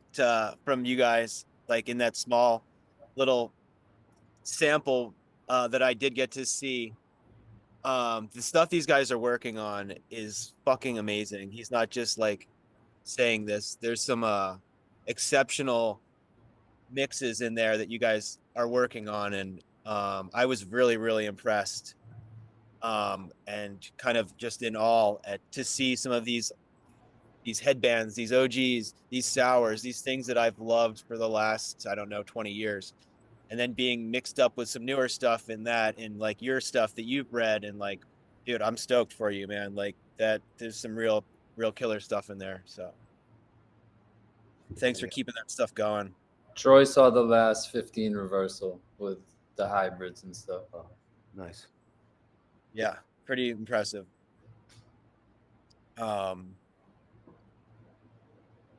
Justin, what are you guys seeing in terms of like differences between greenhouse grown versus stuff in the field, expression wise, or anything along those lines? Anything come up for you like that you guys are seeing? In terms of like our like Hugo production versus Hoop House, Just or running like like the same strain indoor or a greenhouse versus like the field. oh yeah, for sure. I think one of the big things that we've noticed on a few phenos is like some things will yield great outside, but then you put them inside and they're just not hitting numbers that like make it worth it. Which is kind of a bummer. That's a big thing we see. Outdoors to indoors or indoors to outdoors?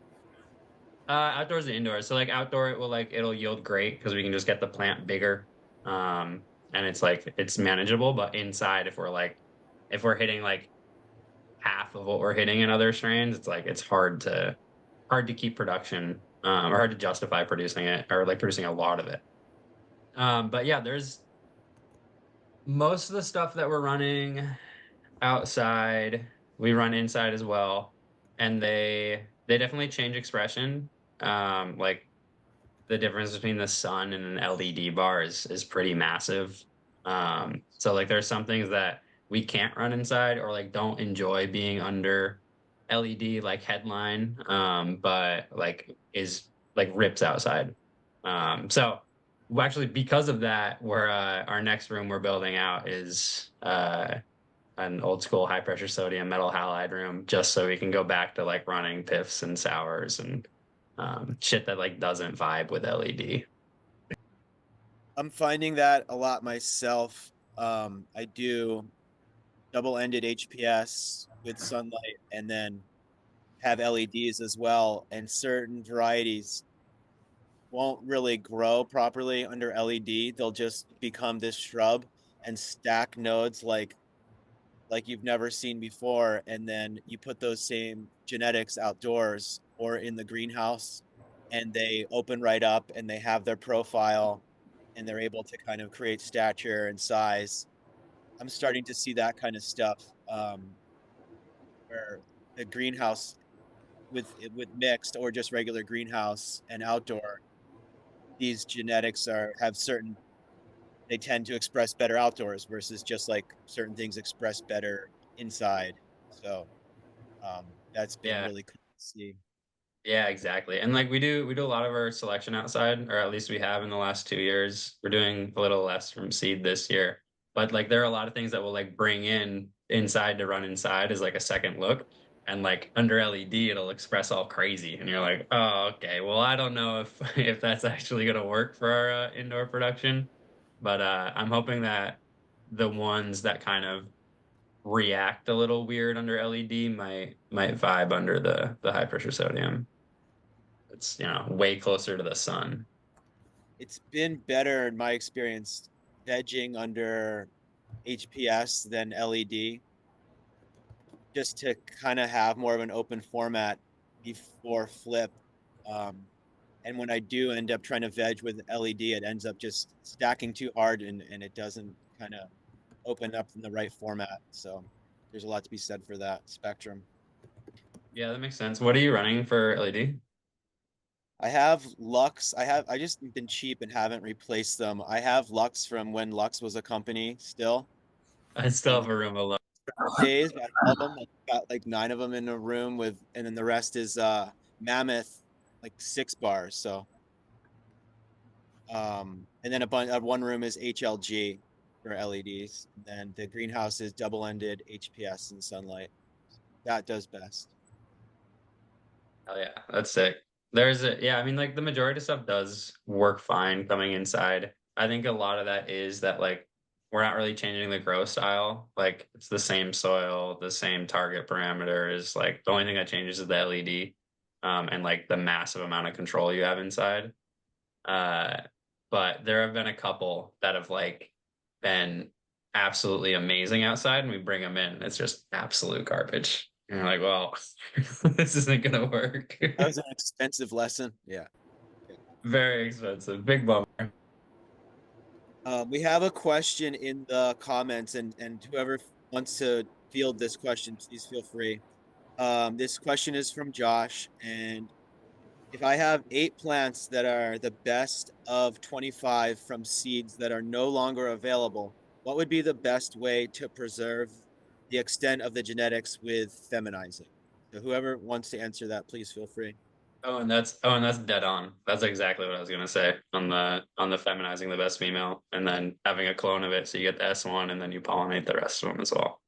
Yeah. Can you give a more simplified explanation of that process? Just maybe just that explanation drawn out a bit. So it's 8 plants that are his favorite from 25 seeds. Can't get them anymore. Explain what you mean when you say S1. Like how would this person preserve that with feminizing? So like would you do silver thiosulfate? What would your process be to do that? Just not in a not super drawn out, but a couple minute explanation. Yeah, I mean, you can buy like a bottled STS spray. Follow the instructions on the package to reverse the plant, which means you're going to turn it into a boy. The chromosomes are still female, but it'll produce male sex organs due to like a shift in hormone balances in the plant.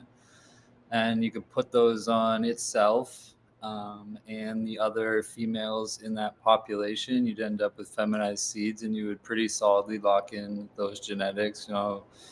You could also just hybridize it with something else that's kind of similar, and looking at a large enough of using regular seeds and regular pollen, or maybe there's a hybrid cross available of that genetic where you could put the males on those 8 plants, and then looking through a large enough population of them, you'd be able to find exactly what you had in the mom, and you can make selections going towards that, so you can lock that into a seed form.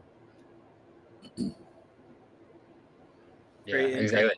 And if when you're doing that, take your favorite one, and then make sure that there's a clone of your favorite one on top of the one that you're reversing, so you get that true S1.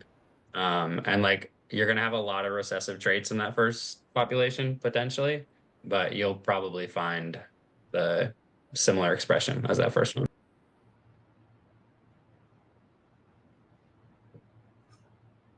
If you kind of opposite to what you guys were just saying, if you didn't want to select any particular one, you could do an open pollination and just reverse half of the plant and have that hit pollen to every single branch in the room. You're going to get a really wide, as much of a wide selection as you possibly could get from that population that you have of those 8 plants, but no additional genetics being added into it. And then you have so that's another idea, but that's good advice. Yeah, because you can take the STS and it's really only going to reverse the branches that you spray effectively. So you could, leave some lowers potentially just not even sprayed at all, or the other way around, and get all that pollen flying around.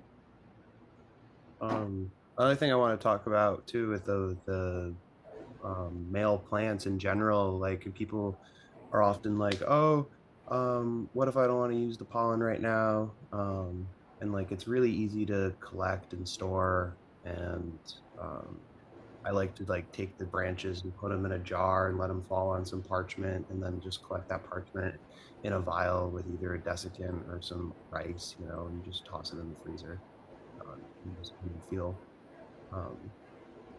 And yeah, sometimes the female flowers or the male flowers off female plants when you do a reversal don't really open that well. So you can kind of like mash them through a little bit of a, you know, something to, powder a donut or something, whatever those are called, a strainer, and heat them up a little bit. You typically dry them out before you do that.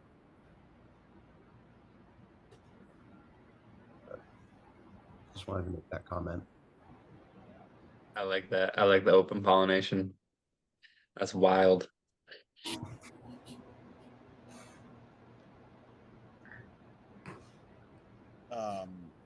It's interesting to see when you are looking for something specifically in a genetic, how I personally find that it seems like it either tends towards the mother influence or the father influence, the male or female influence. Rarely do you see like a melding of both. And that's kind of what I always thought initially, I guess, was like, oh, if you cross something, you're going to just like take both of those ingredients and mash them together and make three. But usually seems in my experience to tend towards one or the other. However, I'm just starting to scratch the surface on seeing some genetics that are so influential that they kind of like just push themselves right into that. Anybody? Oh, and you're smiling. Anybody else have any experience with that? Want to go? You want to go on? Go first. Oh, I'm good. All It's right. true Well, though. Some are just really dominant, is what it is. Yeah, yeah. Like I think that just genes. If you go back to Mendelian charts or whatever, and peas and all that crap, like things are dominant and things are recessive.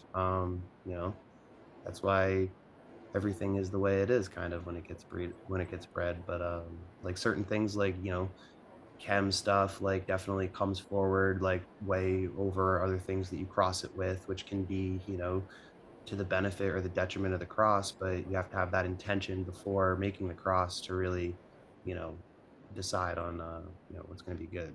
If that makes sense. Like if GMO carries over really heavy and you want your outcross to be lemon, do you want to cross it to GMO? Probably not. Maybe pick something else that's a little less dominant so that you actually carry over that lemon. Um, yeah, it's cool to see prevalence, and I do think that whoever said that seems to have some prevalence and does a good job of inserting itself well into a cross. I'll never get sick of the chems and the OGs. legendary. Like Owen was saying, all that stuff will never die. It's just I wish more people enjoyed it and that it was a bigger part of our industry, and that the candy cartoony crap kind of fell over to the wayside by now. But here we are in 2025. It's like Dan was saying though, it's an access thing, and like a lot of these chems, they look beautiful for the first couple of weeks, but they oxidize really fast and they quickly become off color, like golden. And so, yeah, an uneducated consumer, it's off putting, but it takes people like Justin that are going to actually take the time to educate the consumers, and that it's the only way it changes is education. Yeah. I mean, It's I've crazy. I've fought like hell for like more than 10 years, to grow that type of weed because I just believe that if you give people blind taste tests and you give them what I think is, noteworthy over some of the, candy gas stuff, I don't know, or especially if you did it an hour in between to see the impact of what it does to you, mentally and spiritually, physically. Um, so there were years where I was living in Vermont and I had people running my farm in California, and every year, we would have to decide what to grow. And of course, I want to grow a bunch of seed plants and do production on a bunch of my clones. And, for years, they're like, cool, because we can sell that for top dollar. People come, they want that from us.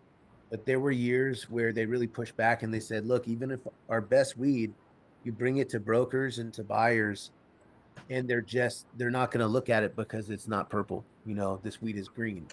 I resisted, and there was one year where we grew a bunch of runcy stuff and jealousy hybrids and all the popular stuff. And at the end of the year, they came back and you know what they said? They said your cookies hybrid still outsold that stuff. We just had to change the name. And when we did, sell the gassy weed, it went to the bougie stores in LA, you know, Beverly Hills, Pasadena, West Hollywood, and I've just fought really hard to stay in my own lane instead of, going towards the hype stuff.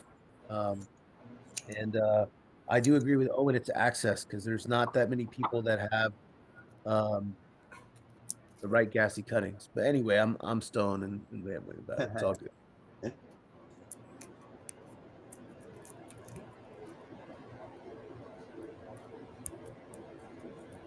What are you smoking on, Dan?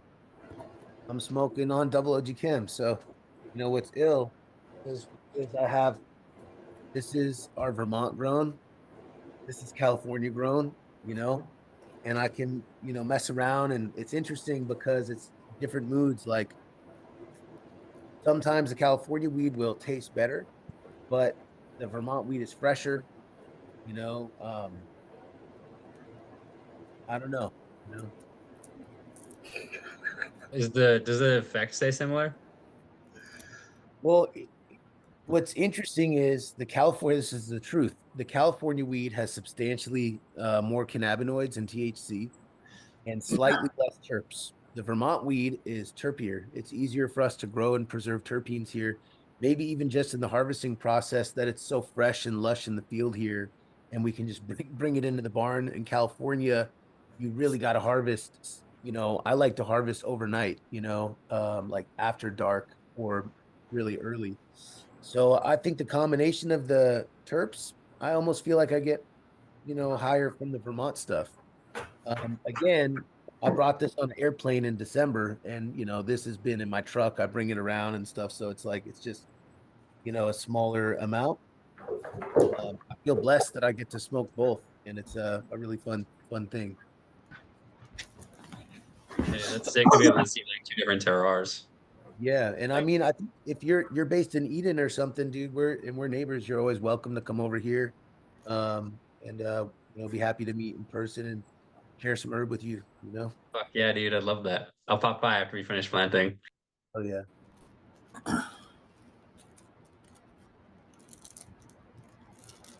What else you got, Troy? Hit us with it, Troy. Troy, you're muted. I've been smoking on this dirty taxi pretty religiously lately.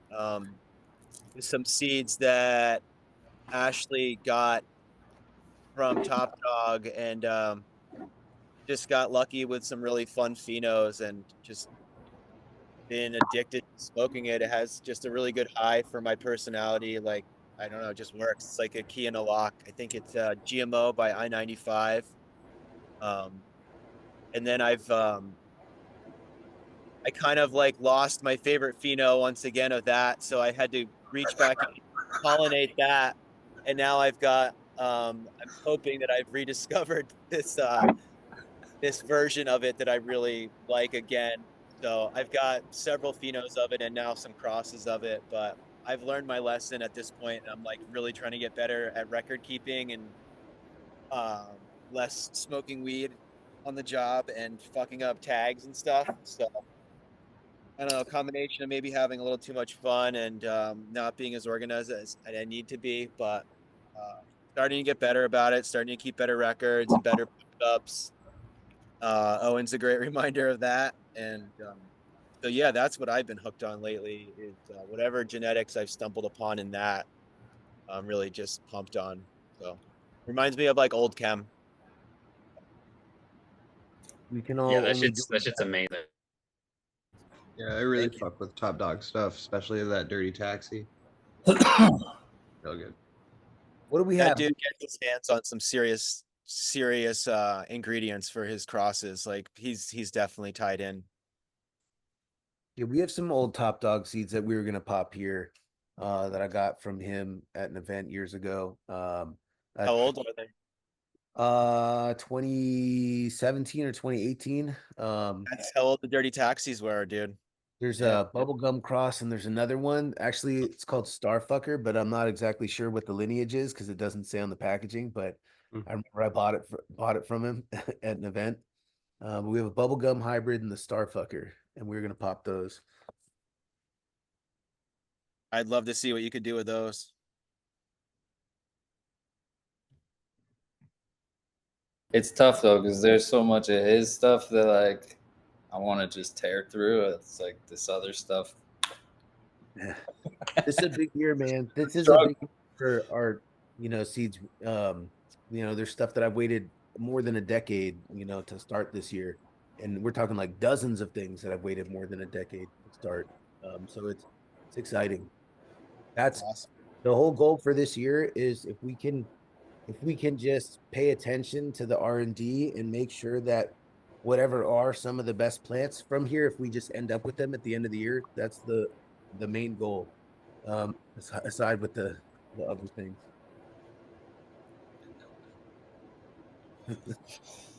Yeah. What do you guys do to be better about that stuff? Like just keeping multiple copies labeled and stuff like during your cloning process. That's what I'm personally trying to start doing. But does anybody else have any suggestions for that sort of like pheno tracking and trying to not miss out on stuff that you find? And So Owen is really the one who handles all of that. I like redundancies. I like things to be in the same place, like for instance with plant tags, I like them to be in the same place instead of having to look for them in a pot. Multiple lists, in different keys, and then a really strong memory, like training your memory. Owen can tell you more about his, practice of how things actually don't, get mislabeled, but it's complex, and lots and lots and lots of notebooks and lots of digital lists, trying to get more organized with fucking, Google Docs and drives and spreadsheets and things like that. But most importantly is memory. That's the most important part. It's memory. It's also just like not being careless. I could like easily be careless with things and then I'd have a hot mess on my hands. It's fortunate.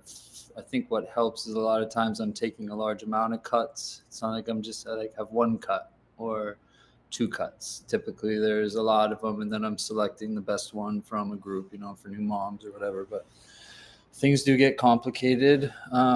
Just we use and reuse plant tags. There's infinite plant tag use. Just like it's the same thing every time, a system in place, and that doesn't change. Whether it's if we're looking at a clone tray, things start at the top left and it's read like a book, and the plant tags go that way. Like that never changes. Things are the same. Everybody's used to the people that entrust to also touch these plants. They're familiar with this system and it allows us to keep track of things. We also started tracking things digitally with spreadsheets. So I know how many moms of a certain thing I have, or I'm able to see if something's missing or out of place, or it's not at a stage that I want it to be at in its production cycle. And the CCB is making us label all our clones. So now all the clones that we sell to dispensaries, they got to have, a whole label that we got to print out. And that forces us to be more organized than we'd even like to have to be. But probably helpful. It's just time consuming. You guys can email me those labels. I'll print them out. They might have been on you. No, they're not on your plant tags. You didn't get the fancy labels that she got. Hey, values. At Extension, when we were doing field trials, we didn't label anything in the field because there's like, maybe 3,000 different, plots within a single trial, and there's thousands more trials on the farm. So it's just like unreal to be able to like go back and do all that. But we had generated like field maps and stuff. And so when all of this gets even more complicated, like I know you guys are doing the propagation license, so you're probably going through like a bajillion seeds. You know, you can start making maps of things and just forego the labels into the future. So It changed my way of kind of thinking about it when I like started doing that, and then went to like, you know, more the weed side and started individually labeling stuff. I'm like, I'm spending so much damn time remembering this, and it does train your memory a lot, which is good, but at the same time it's like I kind of want a little more of my brain function back. yeah. The maps are great. For everybody's different. Seeing something from a bird's eye view like that can be really helpful.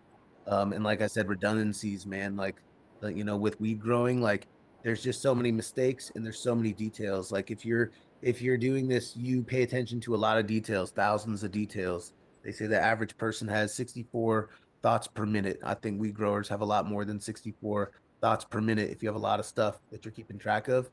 Um, so the spreadsheets and the digital stuff is great, but the maps are awesome too. I love field maps. To look at. That's how I used to plan out gardens for non-cannabis when I was younger, you know, before I got into growing weed when I was a kid, and I would do a butterfly garden or food gardens, you know, I just kind of design it all out in the map first, which helps you decide where you want to put things. Sure, other big decisions that we make with genetics are, you know, you say you have a field that's not all one, you know, open meadow, you know, strategically where in the field do you put different plants based on the genetics and the amount of sunlight or shade that it gets, you know, all those things. Yeah. If anyone, yeah, like you guys already know about the NRCS, you know, web soil survey maps, things like everything's been charted and plotted. And just looking at my field, I've got like 6, 7 different soil classifications. And it's like, you know, just if we're talking about like how the like forget sunlight and everything, it's all the same. It's a hayfield, right? But like the drainage and like the way that these plants respond to wet feet. And then you know, the companion plants that grow in those areas with those wet feet, because those aren't the same plants that are going to grow in the same populations as the ones that are in the drier soils. And that's like definitely something that I've paid a lot of attention to. And it's I don't know if I have really many thoughts to share from those inferences, but it's definitely a thing that impacts, you know, everything, like everything does. Too many variables to count, right? Yeah, and knowing your outdoor environment's definitely an important one. You know, ours is different. You know, we don't have your normal prime ag land here, so we're kind of making our own slowly into like the, you know, side of a mountain and a forest of nature, and being the most minimal disruptive and trying to make it beautiful at the same time. And so yeah, it's Kudos to that, because I mean, we're losing farmland every day in this country, and people are becoming less and less connected to the ground and what they're eating. And we need to people are always like, there's not enough forest. I'm like, there's not enough damn farmland. You know. But do we still have Jesse? Jesse, are you on the road, bud? Yeah, I am. My phone got pretty hot, like using all this stuff, and like the sun was hitting it. So I took a little break and I turned it off and stuck it in the cooler for a little bit. But yeah, the sun was just like going straight down, hitting it there, and using the like video. But I only have like 15% of battery. But one of my favorite tools is definitely flagging tape, like orange trail tape and a Sharpie. So I can just like, I'm early on just like tag the bottom of any plants that are like important, and I write on them like something will be like low lap times cherry lime dog, BC1 F2 times P fung cherry lime dog F3. And then I know all of the parents and all that stuff, and I can just write that down in CLD and the shortest amount of characters, but tell me everything about the parents and grandparents and great and like which breeding line I went down for that particular version, because I can't just say like cherry lime dog or black, like it's a certain path. And yeah, I do a lot of back crossing where other generations that I have to key out. But if I tag it right on that plant and it stays on that plant the whole time, when you hang it, when it goes in the bag with the seeds, that way like it's just kind of foolproof. You just early on, you put all the information, you tie it on there, and it stays with the plant from growth to seed. and that's how I like. And then I even put that tag, even though I write it as well, in with like whatever seeds I collect, so it's 100% foolproof for that. Oh yeah, It's just really simple. that's a And great. also super looking forward to you coming out here and working on some stuff. Like, gonna see you soon. Yeah, Next for month. sure.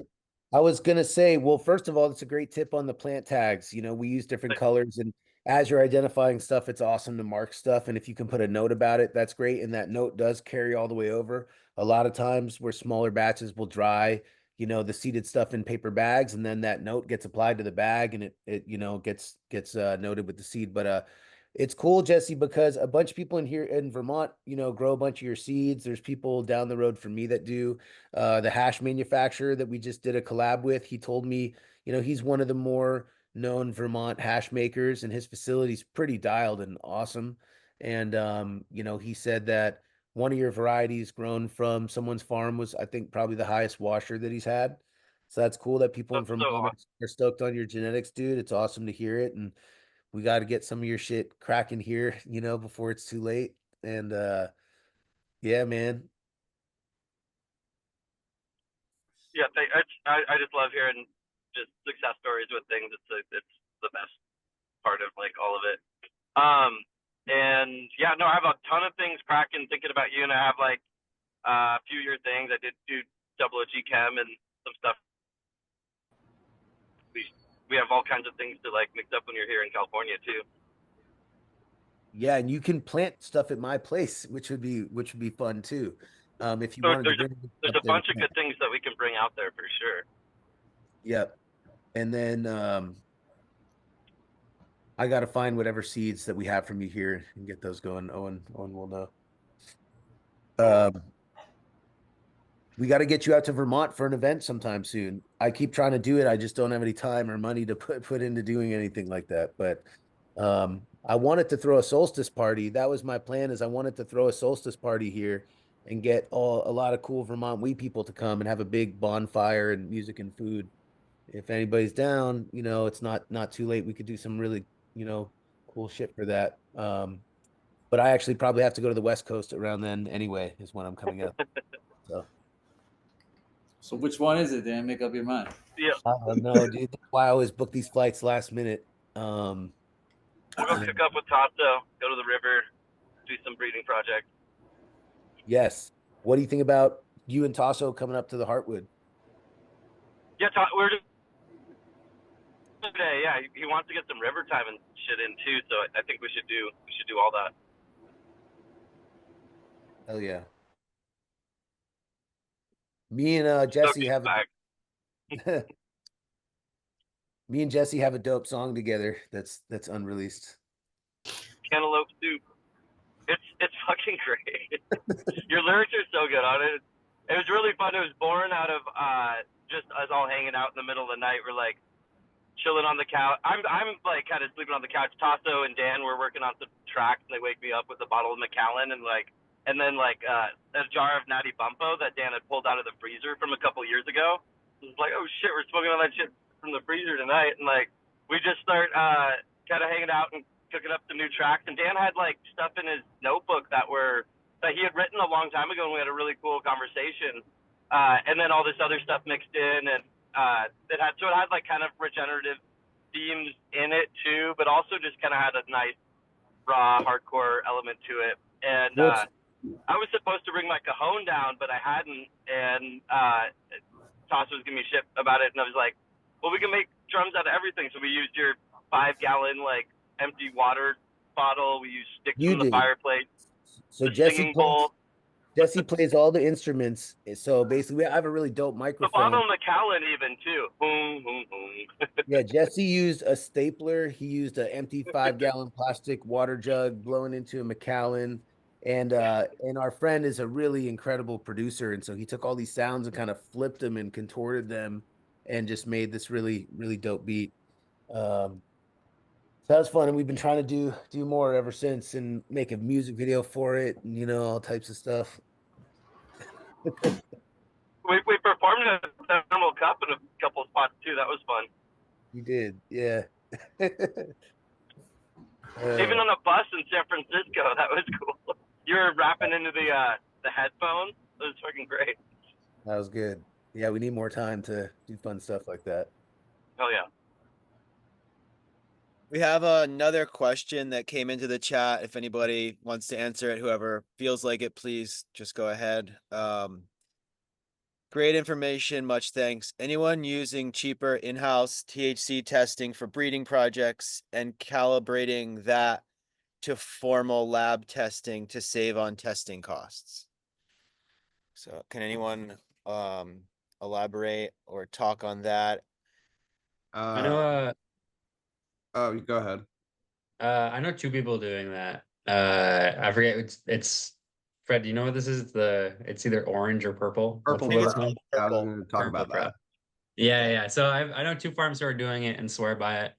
And they'll test individual phenos, and then they'll test like up and down a plant and find like a THC hotspot is what they're saying. And I mean, based on the results they're putting on the rec market, I think it's working. So there's something there. How about do you have any information, Justin, about what they were seeing from their private testing versus what they were seeing at the lab? Was there much of a difference, or what were they seeing with that? Yeah, there's definitely a difference, but it was close enough. Like they were seeing with their purple, they would find spots on the plant that were 17 and then spots that were like 24, and they would send in like the area of the plant that was 24, and then it would hit the lab at like 25. I would say not to focus on if the tests from the Purple Pro are even that similar to the lab, because if you're really thinking about it, both processes are consistent. As long as you keep the consistency, then the Purple Pro, if it's a higher or lower test result than the lab, is irrelevant. It's going to be higher or lower from your own results, but whether you're trying to just find the most potent part of the plant or the most potent plant in your garden, or if you're trying to breed for THC or anything like that. Definitely save on cost for sure. 1,000%, 1,000% save on cost. It's Hey guys, so I'm expensive. gonna save on my battery and I have to head out now. But that was really fun. Yeah, thanks for joining Thanks us. thanks for putting it on. Great to meet you, Well, Jesse. Yep, you guys. Later, Jesse. See you, Dan. Bye. Bye. Have a good got one. some beautiful house plants behind you, Kate. Oh, thank you. Is Jesse gone? Oh, Yeah, you just missed them. Oh no, he one might. second. 1 second. Yeah. What's up? I was just gonna tell them your background a little bit more. Okay. Anyway, yeah, so Jesse, I what's really interesting about Jesse, he's a lifelong environmental activist. And of all my friends in California, Jesse really has been passionate about spearheading, regenerative farming. The Emerald Cup really in its kind of height, when it was having 35,000 people come to that event. Jesse ran the Regenerative Farming Award, which was really cool, man, because of all the people trying to grow weed to make money in California. There's a lot of people who grow weed beyond the making money, with some really really amazing intentions, and even more amazing attention to detail in the ways that they farm. And Jesse was known for highlighting that stuff, which is really really dope. That's actually, I think, how we met, because we knew some of the same people, but I knew that you were doing the award. But anyway, and Jesse's been really involved with activism around the dams and the rivers, our fish populations, and is a badass dude and good friend. Thanks, Dan. Yeah, I wasn't gonna. It's funny that you were still there, because I was like, is Jesse still here? And then I was gonna kind of give people a little bit more of your background, Thanks. Right Gonna on, dipped out dude. just in time not to blush. Peace. See it. Thank you, Dan. We have another question, I think. Let's see if I can bring this up properly here. Let's see. Does anybody see it in the Q&A. All right. I'm looking. Oh, not in the chat. Q&A. Okay, I got it. All right. Okay, I'm just gonna read this, and then please respond, whoever would like to. Would love for breeders to speak on the ethics for growers purchasing your genetics and breeding with them. Say someone gets OG chem seeds from you, pheno hunts them, pheno hunts, then crosses with another favorite and breeds from there. How can we give credit correctly, keeping in Sure. mind that so much information disappears at the dispensary and rarely gets carried on to the customer? How do we feel about this, and how can growers that are newer to breeding do it respectively and responsibly? Thank you for your So question. Great question. I'll answer that really quick. And what I'll first say is asking that question is respect. The fact that you ask that question is respect. When somebody buys our seeds, they can do whatever they want with them, and I hope that they use them for breeding and making seeds. What isn't cool, and the rules old school should be, you don't sell a replica of someone else's stuff. Create something with it. But say you bought our double OG chem, don't in cross it a generation and then sell double OG chem seeds. Sell any hybrids you want. That's your right. You know, like it's a plant. Can I really own a plant? So and then when you do make hybrids of it, give recognition and list the source, and always be transparent no matter what, and honest about everything you know about it. What is the lineage? What can you trace it back to? Everything you know about it. So that's all it is um, giving recognition and listing a source when you make hybrids, and not selling people's in-crossed genetics. And, you know, choosing to ask a question like that shows a level of respect in the first place. What I will say, you know, it's like with my stuff, you know, there's a lot of um uh you know, folks who grow our stuff and change the names, and, you know, don't give us the recognition. And it's like um it's not a big deal. It's not wrong of them to do that. It would be cooler if they did, you know. But yeah, that's my response to it. Yeah, great answer, Dan. That's I'd say pretty much sums it up for that question. Yeah, give credit where credit's due. And yeah, I mean, I only buy seeds from people who will be able to like give me the lineage of it. You know, I'm not buying some mystery seeds or some rename thing. Like, it's just not cool. We can't stop you if that's who you are, though, and that's what you choose to do with it. But the respected things, just give credit where credit's due. Not act like you invented the wheel. Respect.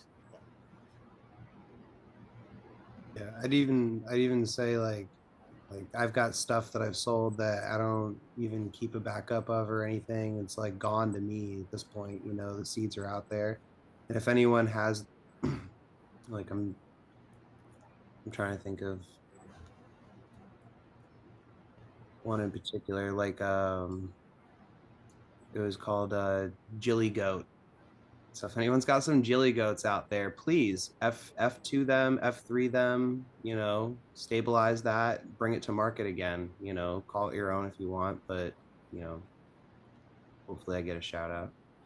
But you know, if it's gone from the world, you know, like, I think it's the responsible thing to bring it back and not let it die, especially if it's something that you enjoy and that you think is special.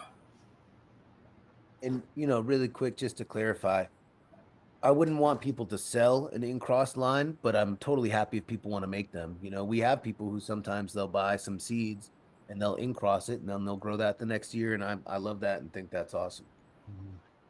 I mean, that's called preservation. And or just like I do it all the time. I increase seeds from populations that I think are cool or special to me.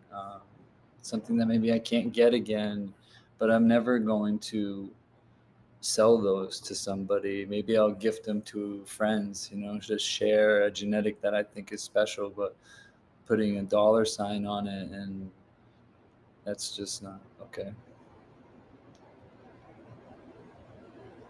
To me personally, like, Yeah, I think, you know, if it's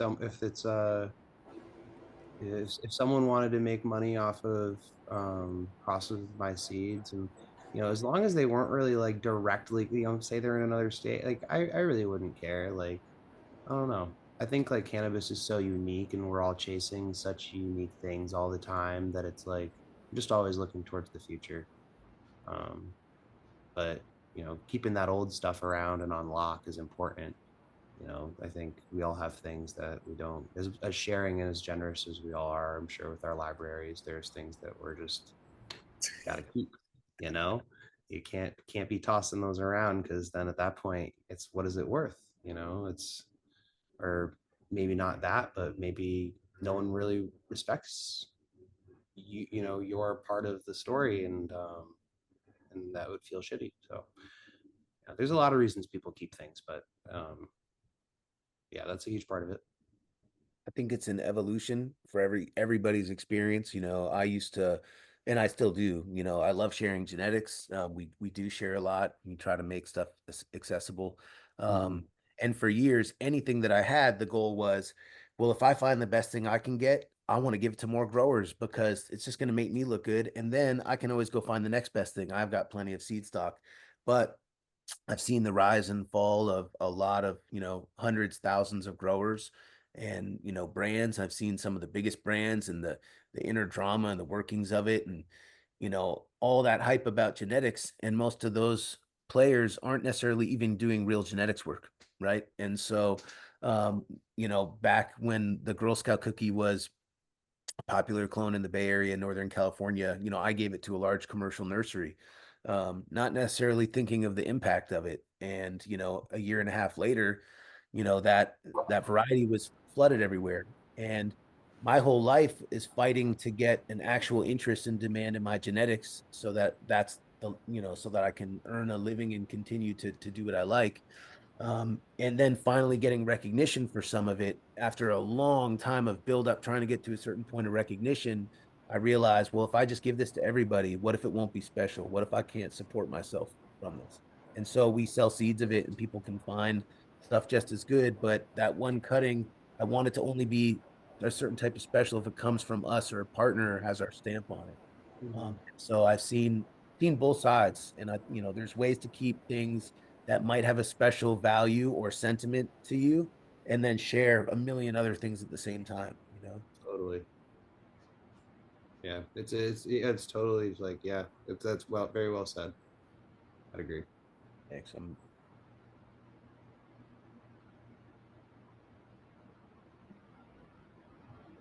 My cat wants to say hi to all you guys. Big boy. Mm. Oh, So Yeah. cute. Name's Lemon. I named him after lemon tree. Because I got him in that cut in like the same week, and I love them both. Where does lemon tree come from? Is that West Coast? Is there Santa someone? Cruz. I'm pretty sure DNA. Supposedly skunk one sour, or a lemon skunk, which is skunk one to some, whatever, or it's a skunk, not entirely sure.